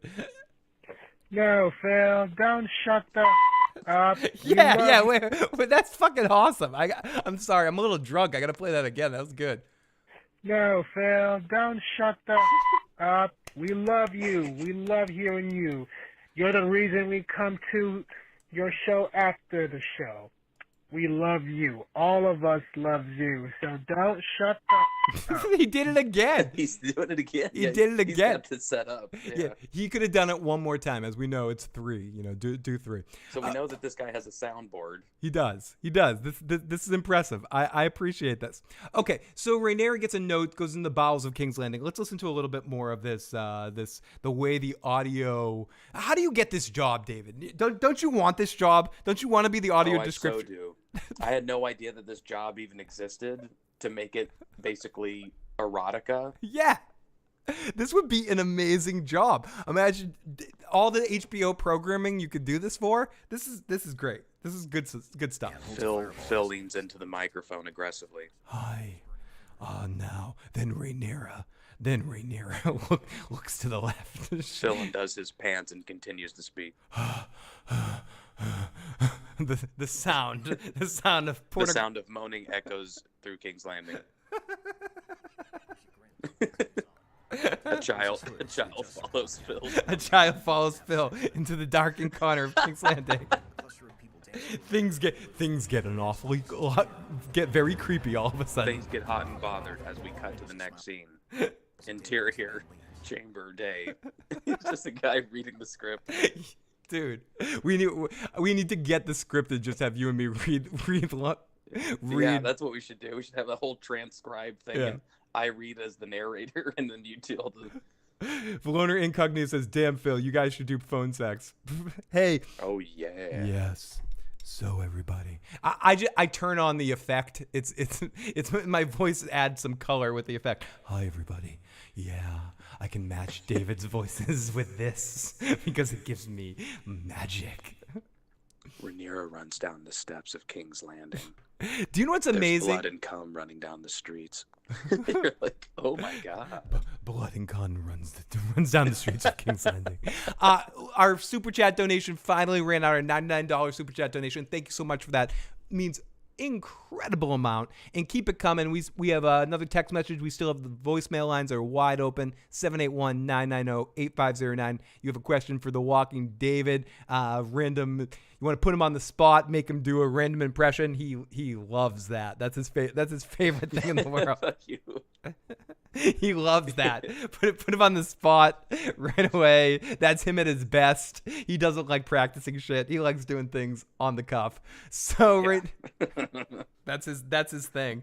So let's continue here. The flame jets from the dragonhead sculpture. Two men punch each other near Rhaenyra as she looks Dude, I can't. up at a man traversing a tightrope set up above her from one building to another. A man traversing a tightrope.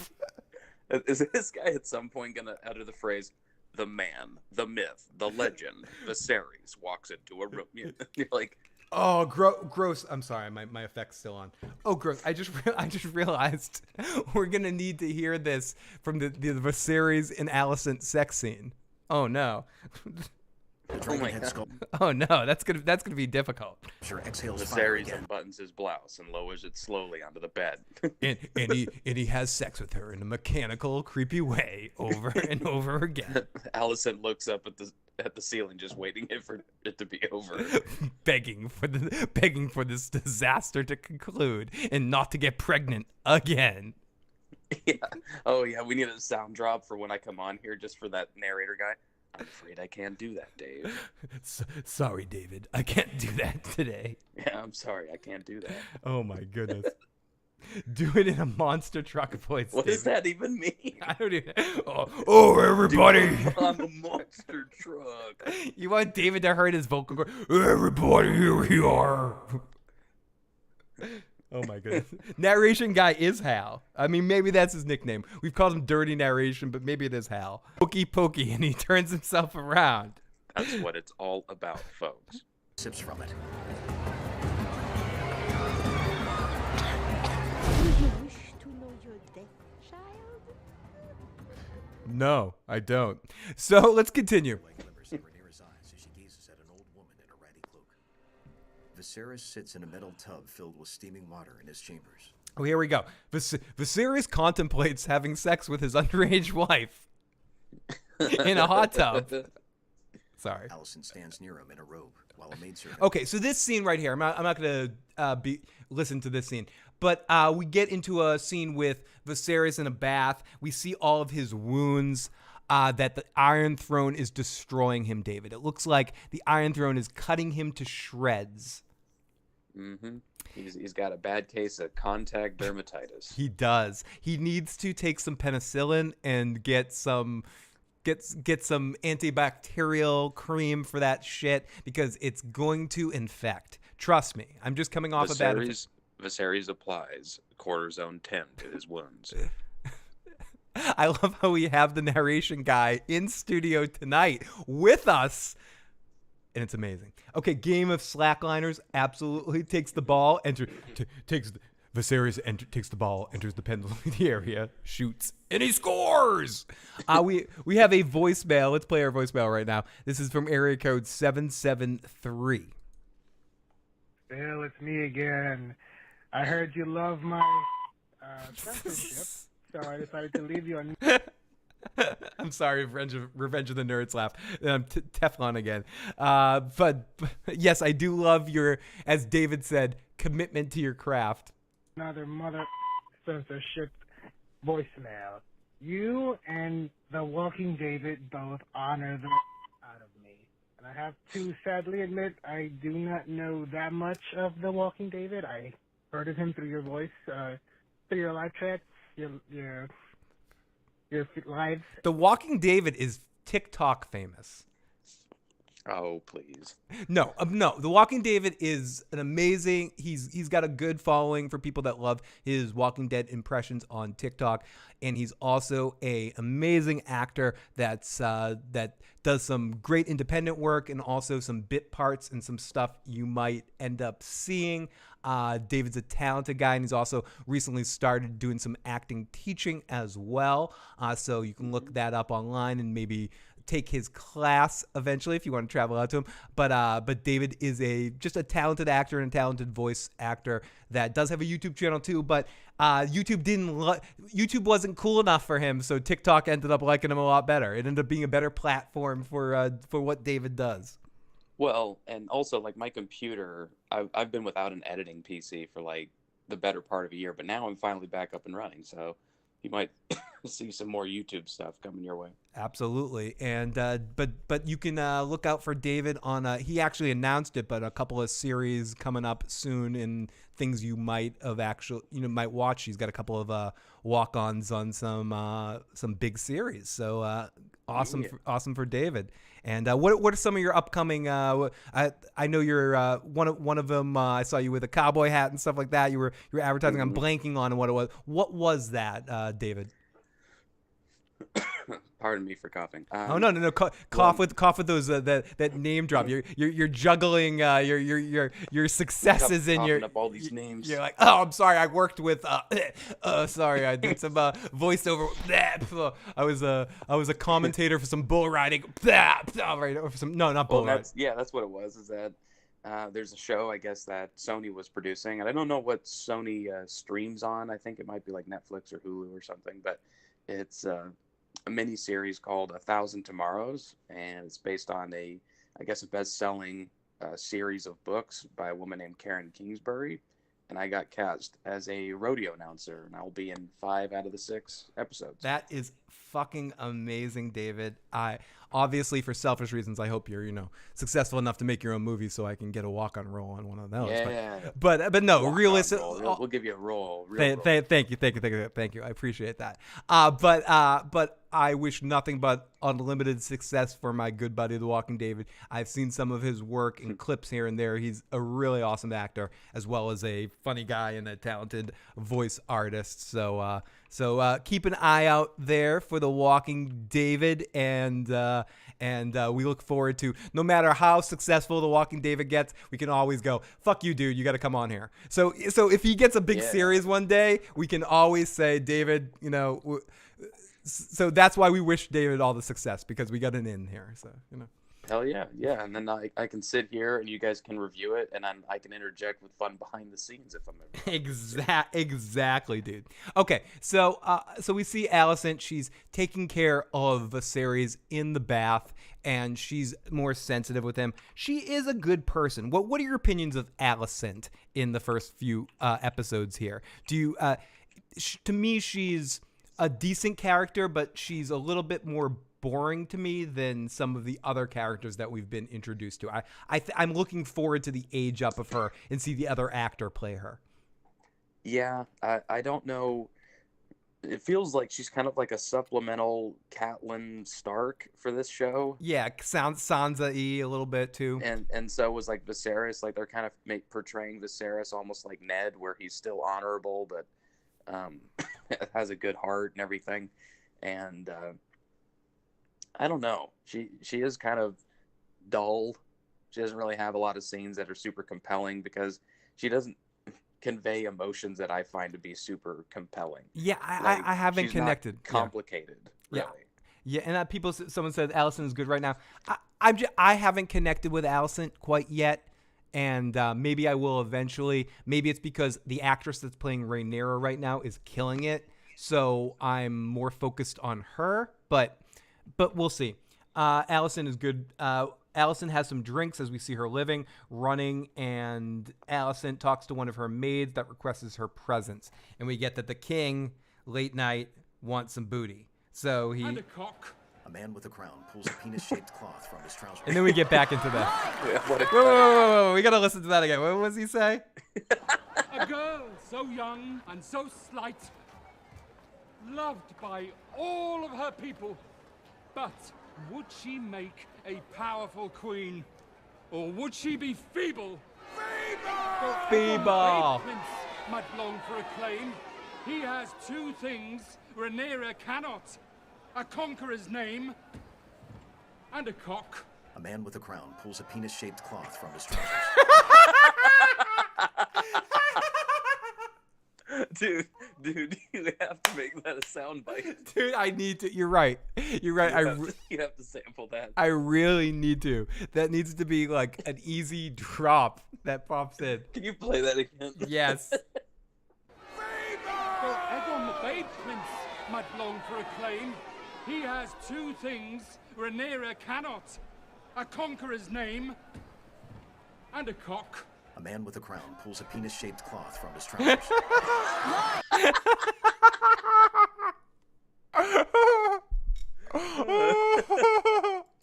Oh my Jesus fucking Christ. That's fucking hilarious. Oh God, that made me sweat, dude. Oh my That's goodness. so funny. Oh. Yeah, just Alicent is hiding her oppression with taking care of the baby all night and taking care of her king. Gives her too much without showing it. It bothers her. I do think it does. I'm not denying the performance and the moments. I'm just, there's so much else going on that I'm interested in. Alicent is not someone I'm focusing on as much as I am some of the other stuff going on. I think. Right. Yeah. She's kind of like the audience character where things get explained to her and she's kind of checking information she kind of moves the story along, so she's necessary to the story to help explain it to the audience in case if they weren't understanding. So she's always clarifying things. Is this true, my king? Don't you have a love of the histories? And then he talks about his love of the histories, and it's like, did you go and sleep with your uncle? And then, like, I heard and I overheard and somebody told me once, and she's just kind of always, repeating information. Yeah, 100 to people. 100%. And Alicent's hiding her oppression. Rhaenyra, someone says, say penis-shaped cloth in a Rick Grimes voice. He's got a penis-shaped cloth that he removes from his pantaloons. So we cut to great job, David. We cut to Alicent with oh god. Let's get to this in a second. But many of the small folk are like. For one night. Stop, boy! Alicent sets the goblet down on the nightstand. Okay. Oh no. This is gonna be bad, David. David. Out a single candle on a candelabra. Rhaenyra sprints through a narrow. Okay, we see Rhaenyra sprinting through. Pass each other. Daemon glances at Rhaenyra. Has requested your presence. Sorry, I'm skipping through a little bit. We cut to Alicent. She's so worked. Okay, we see Alicent with the king on top of her. I'm gonna get to that point. Alicent stares up at the ceiling blankly as Viserys thrusts. Inflamed black scabs cover his back in patches. Uncloaked, Daemon leads Rhaenyra through the broad. Whoa, that was creepy. We're not even gonna stop there, but that was pretty creepy. So Daemon leads her through a corridor. He takes off her cap and hands it to a woman standing to the. Katie Crow will be on the show next week. I wish Joe and Katie were here right now with David and I. We definitely miss both of them. Katie's on retirement, and Joe might be there too. I haven't heard from Joe in a couple months, David. I haven't heard what? from. Yeah, I haven't heard from Joe. Joe was supposed to come over and hang out with me and another friend. We made plans over the course of a couple months, and then he said at 8:00 he was coming by, and that was it. And then he didn't come by, and I haven't heard from him since. Whoa. He's disappeared. He's disappeared, David. He's fucking disappeared. No, he probably just got busy. He works a real job and has real responsibilities, so he's probably just off the grid a little bit, doing real stuff. We love you, Joe, and we hope you get back for The Walking Dead. But if you don't, David will finish this off with me. I know he has to do his own reviews, but maybe he'll pop on after his reviews. Dirty David. We can get Dirty David locks. Yeah, it's like, well, I will say this. I like to, Joe and I could certainly go toe-to-toe with our rants when we hate something, so I could definitely fill a little bit of that void, but no one will replace. No one can ever replace the Dirty Locks. And Joe's always got an open invitation if he ever wants to come back and and party again. Okay, so the tea was abortion tea at the end. It really was. So we cut back to Alicent with the king on top of her. We get to this scene, and we've talked about the scene a lot tonight. Daemon works her up and makes her sort of beg for it. Let's listen to a little bit of recap, Guy. In a small cage holder. Daemon takes Rhaenyra's hand and ushers her away as she looks back at the group of naked, tattooed men and women. They enter a chamber covered with curtains. This couldn't be better, David.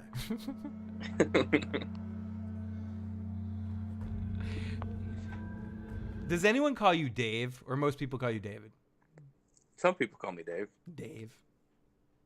Dave seems so. Hey, Dave. I don't. You don't seem like a Dave to me. No, I don't think so.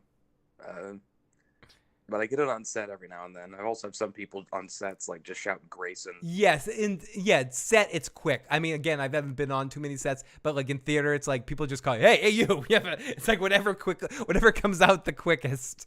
Like you fetch me my Plan B tea. Exact stage manager, get the Plan B, get the Plan B tea from the props table now. I need it for my consequences. I need it now.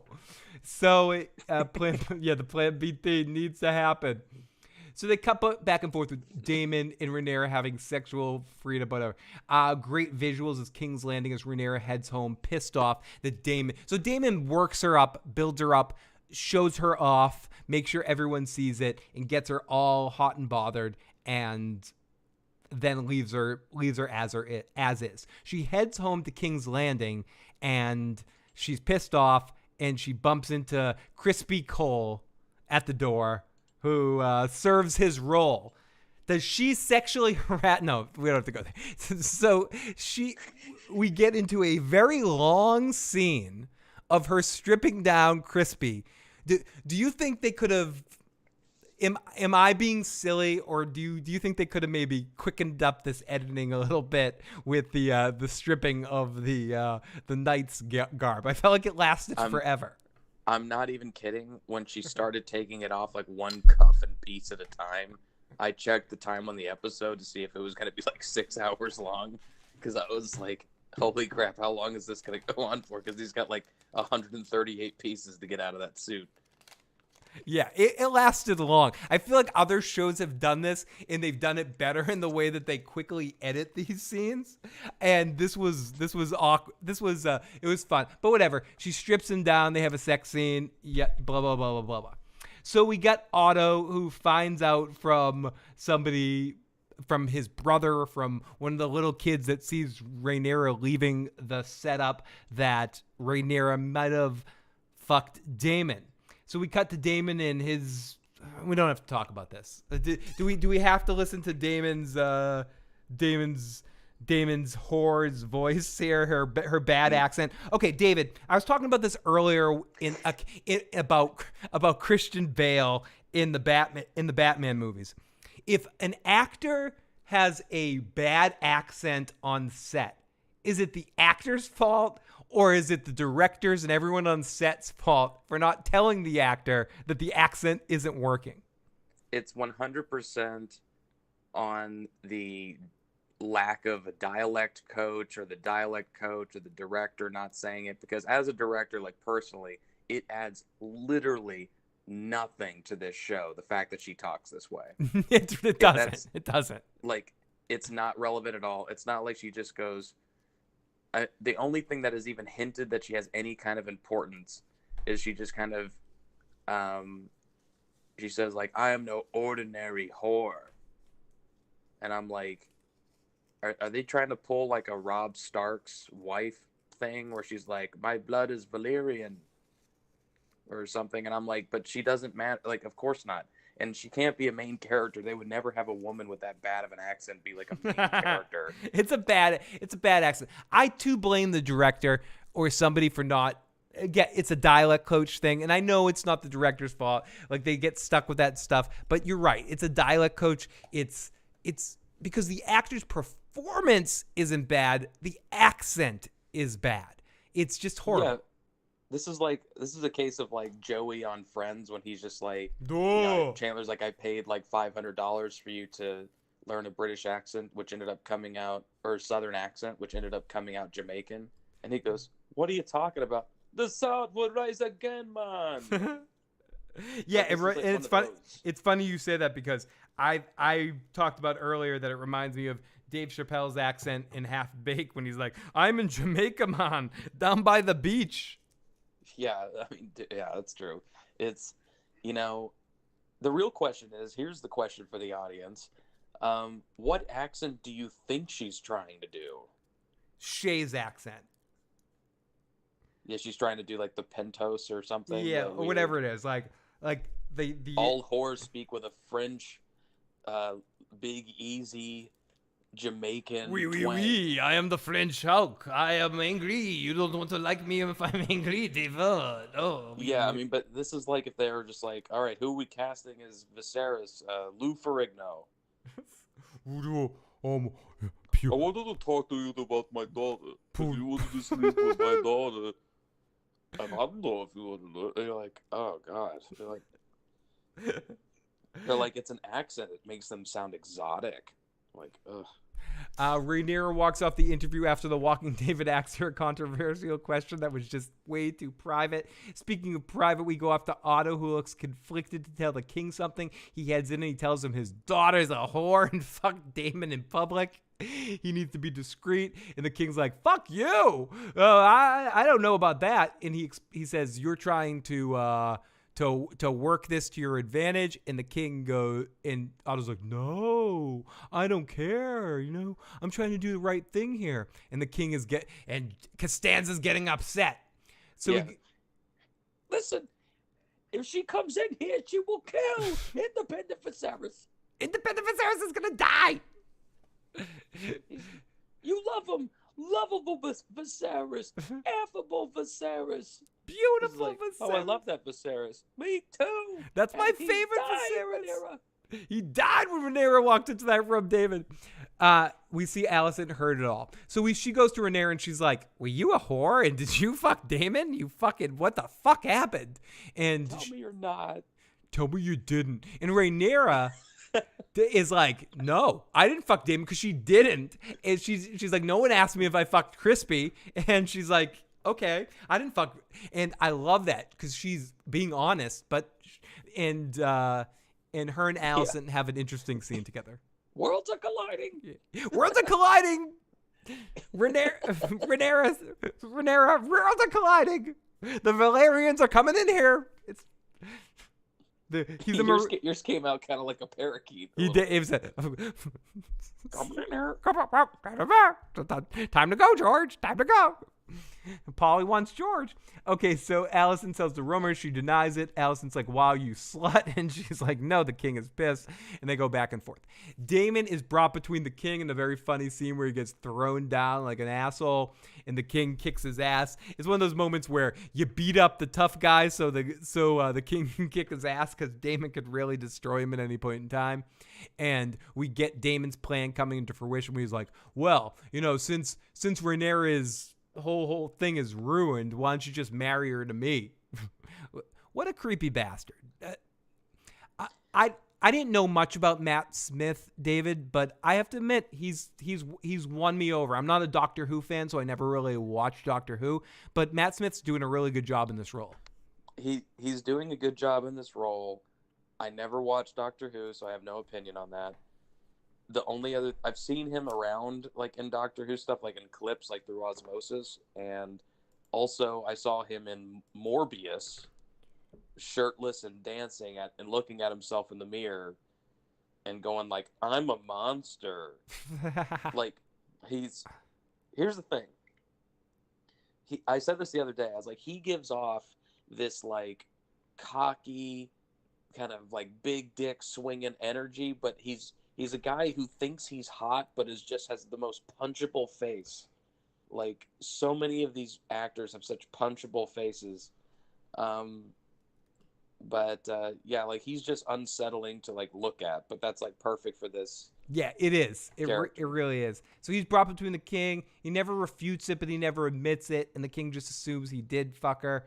And Alice and the king talk about what that means and whether Daemon would have made it up. And the king's not sure, but Alicent kind of convinces him that Rhaenyra might be telling the truth. And Rhaenyra goes to the king, who brings up the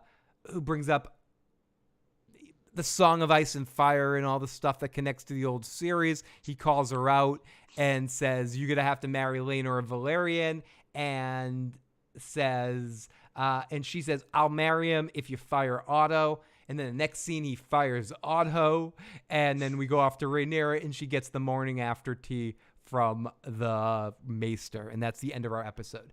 David, what did you think of? So overall, you're feeling this you're feeling this series. You expected not to like it, and you actually enjoy it. Yeah, like I'm kind of genuinely surprised, because when I saw some of the still images, I was like, I'm not sure how I feel about this. I didn't even know who Viserys was going to get played by, and when I saw some of the casting and they showed up, I go, gosh, you know, this show, like, these characters look kind of caricature-y. Yeah. You know, like, although Rhaenyra, the actress who plays Rhaenyra, is beautiful, she just had, like, a hint of an unusual look about her that made her almost look like, kind of like a Joffrey in a sense, where it's like, it's something is off about her beauty. She's eye-catching, but in a hard-to-describe way. Yeah. And then, like, Viserys, you know, I wasn't sure about that comedic actor doing a good serious job, but he's nailing it. He is. Daemon, he's got such a scrunched-in, caved-in face that I'm just like, I had no idea if I was just going to hate him or think it was good. But, and also, the guy who plays the Hand Otto or whatever, he looked like somebody tried to draw Tywin from memory. Like, it was like they couldn't quite remember how to describe Tywin, so they just kind of drew him like as a mix between like the Slender Man and Tywin. I don't know, it's very, he looks like a Tim Burton character, that Otto. Yeah, but he does, and he's one of those voices you might be able to do at some point. LCH Jeremy, hey, great to see you, my fellow Bostonian. David, do you know, I don't know how much you know about the series moving forward, 4 of the actors, as far as I know, are being aged up halfway through this season. I don't know the point it actually happens. Do you think is that anything you're concerned about moving forward? The actors that are being aged up are, there will be an older actor playing Rhaenyra, Alicent, and then the 2 Valerians. So more so, everyone's feeling Rhaenyra, the actress that's playing. Are you excited about that? Do you think it's too soon? Would you have liked to see maybe they could do a whole season with these actors and then bring the second actors in the second season? What are your opinions on this? Well, to be consistent, I had said, like, on The Walking Dead, that anytime this is relevant, it's like anytime on The Walking Dead that they were going to do a big time jump, I was saying that they should have recast some of the actors, because some of the actors on that show in particular weren't that good. And I was like, that gives you a chance to recast Carl and put somebody in there who actually gives a shit. That isn't trying just to eat pudding and have his family hair. Even Chandler Riggs in The Walking Dead said by his own admission, I didn't try very hard and I wasn't a very good actor. And if he could go back, he would do it different and take it more serious. And there were a lot better kid actors out there than him that look similar. So in sticking with that thinking, I think that it can be good for the show to up certain ages so that we get it feels like it's always fresh. That part, it's always kind of fresh and new. And people will remember it very distinctly. Like, they'll say, like, I loved first half of season 1 Rhaenyra, and then I didn't like second half of season 1 Rhaenyra. But it also, I feel like when you have an older actress, you're going to get a lot more nuanced scenes. Because the actors are older, the sexual scenes will probably be more explicit because they don't feel as uncomfortable shooting stuff that looks too young. It's one of those underrated things, David, that acting skill is something that obviously can be worked and something you can craft, but also even age just makes you a better actor too. Experience and age just adds to your your palette of experiences to draw on. I feel like just through meiosis, I've become, having done, did a play in 2019. Like I feel like without acting as much, I got better just from being older. Oh, absolutely. I mean, because, you live out so many scenarios with your new information you've learned and traumas and things that you've worked through. And so as you get older and you kind of self-reflect and stuff, it changes you as a person. Absolutely. So it's kind of like you're always evolving internally. And if you aren't, then you're one of the few people who stays, forever stupid and you never progress. They exist. They're not often. They do exist. They do exist. Sure. We all know them. We all know. Yeah. They're currently sitting at a green light that turned green 4 seconds ago. You can't see me, but yeah, I just simulated that. So I'm interested in some of them. I think the one I'm the most not nervous about, but the one I'm gonna miss the most is Rhaenyra. I think she's doing a good job in that character. As I'm actually excited to see a different actress playing Alicent. Not that I don't like the current actress. I think she reminds me a little bit of Blair from Gossip Girl. But I think Blair's a better, I'm blanking on that actress's name, but she's a better actress. I'm excited for Olivia Cook, is that her name, to see what she does with the character of Alicent. Just to jump in there, fine. One last thing is that, I just want the chat to know, it's just like, I love the Rhaenyra actress. I think she's great. The Alicent actress, it's no fault of her own that I don't find her as interesting, okay? It's just the story hasn't evolved to the point where her character gets to do the interesting stuff. Exactly. But it will, and then that new actress will be credited with that success, and that's unfortunate, but hopefully people will give the first Alicent some more credence and credibility after this older actress gets to do some of the more fleshed out scenes as they come. So, but, like I said, there's probably going to be a history of time skips with this show, just because they're going to try to show lots of lineages. I mean, we already have an Aegon there, and I'm sure eventually we'll have another Aegon and an Aemon, so we'll get Maester Aemon when he was a baby, and his brother Aegon, was egg, like Duncan Egg. So we'll see that in the Duncan Egg series for sure. John Haymaker, Leighton Maester. I'm a big fan. I'd love to hang out with her. So Damon was willing to let everyone think Rhaenyra was just a host, so if a series would let him marry her. That's a shit move. It's definitely a shit move. Millie and Patty Constantine have both been killing it. Both actors have surpassed my expectations. Absolutely, both of them. I want to put some specific attention. David mentioned this earlier. Patty Constantine, I've mostly seen him in comedic roles too. He's in the first couple of times I saw him in this role, I almost wanted to immediately laugh, but he really won me over. And LCH Jeremy says, young Alicent hasn't had a whole lot to do yet. It's true, but she is doing okay. She just hasn't had the meat yet, and I think she's going to get more meat in when she ages up a little bit. Antoine Thomas says, breaking news, Aegon the Worthy will place his name in the box as a runner-up for King of Westeros. Aegon the Fourth will put his name in the box for king. Aegon the Fourth will plead to get all of Westeros vaccinated. Aetherius rule. Pete's Live Music says, did someone in the episode say my name was Seaworth, like the House of Davos? I'm no big city lawyer, but Davos Seaworth did not get a mention in this episode. Do you guys think that the eventual death of the king will be the point of the time jump? Maybe that would be a good point for the time jump when eventually that the king dies, but who knows? It might be something else.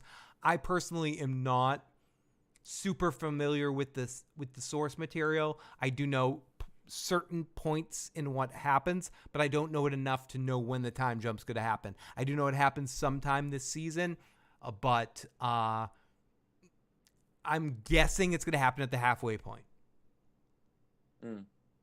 Yeah, I think I had overheard like episode, just beyond the halfway point. I think like episode 6 or something. Yeah. So we get a couple more episodes, but. And I'm definitely going to miss them, but I'm not. But having seen what I've seen now, I'm confident that the show is going to keep its quality. So, David, thank you so much for joining us tonight. Thank you so much for everyone popping in on this recap. David, one more time, if people want to find you, where can they find more of your impressions and your stuff? I know on TikTok, but what's your TikTok handle and what's your YouTube channel name? Well, my YouTube channel name is The Walking David, and if you type that in on TikTok, all lowercase in one word, you should be able to find my impressions. But if you can't, it is David K as in kite, Greyson, David K. Grayson. That's my handle, and I post content fairly often, at least a few times a week, and recently just passed 58,000 followers on there, so that's pretty awesome. And amazing. Hoping to, get to that coveted 100,000 benchmark on something. It'd be nice to do it somewhere. No, totally, man. And also on my YouTube channel, I post like behind the scenes from like acting gigs, trailers of things that I'm working on, and Bad Movie Night is a series that I do on there where I review really bad movies with either myself or just my friends. And yeah, you guys can just check me out. I'm pretty easy to find. David Grayson on most things. Check it out. And we'll definitely have David on more of these before the end of the season and on for The Walking Dead in these final couple of episodes. Because it's weird. The Walking Dead and House of the Dragon, they decided to air the final 8 episodes of The Walking Dead at the same time as House of the Dragon. So it's for the first time ever a Game of Thrones series and The Walking Dead are airing at the same time. So I'm conflicted. Not that I'm going to be doing House of the Dragon, but it sucks that I'm going to miss the first 4 episodes. I might do them on Mondays or something like that. Do it the next day or do it on Saturdays since the episodes are released a week earlier.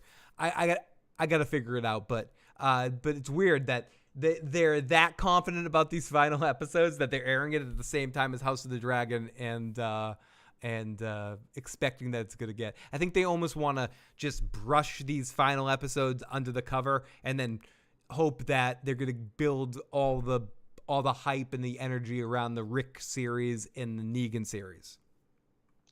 Yeah, it's very... I don't like how they're doing this at all. I mean, I hope that a lot of it is just a ruse and they throw some big curveball people's way. So that it's not all spoiled, because if you're gonna do a spinoff, you probably shouldn't tell people until you're done with the main series. Dude. So that you don't know who lives and who dies. That's kind of stupid beyond all recognition. But yeah, so I'm not super pleased with that. That really they've done it with 3. my They've done it with excitement. 3 of them. The only thing I'm convinced now is that Carol might die because she dropped out of the Daryl and Carol series. Yeah, and they're making it so hard to guess that. You know what I mean? Like, oh yeah, she's out. She doesn't want to do it. She doesn't want to travel. I don't want to talk about it. Yeah. It's like, guys, I hope all of it's BS. I wish that this whole like Isle of the Dead or whatever they're doing, or Walking Dead City, whatever it is, I wish that was just like BS and they were kind of doing a Game of Thrones, like filming fake episodes. That would be amazing. Yeah, would be an amazing move. Move. But no, they're not that good. So everybody, make sure you follow The Walking David on TikTok and you subscribe to him on YouTube, and make sure you are following me and hit that bell here on YouTube so you're always notified when I go live. I'll be live sometime this week for our $99 super chat donation talking about Better Call Saul and Breaking Bad. I'm not sure of the topic yet, but it'll probably be about legacy of both series, yada yada. What's, comparing the series and talking about the after a few months, like a couple weeks, month after the series, like a retrospective looking back on it. But so look out for that sometime this week. I will be back next week, next Sunday, live doing that stuff. And if any of you guys want to keep the discussion going and pop over somewhere else, make sure you pop over to Preston Jacobs' channel to hear Carmine and Preston babbling about this too. And I might pop over there. I'm not sure yet, but maybe I will. So everyone, thank you so much. David, thank you for joining us. I hope you join us again before the end of the season. Hell yeah, I'd love to. Awesome, David. Talk to you next time, buddy. Talk to you guys later. Peace, everyone.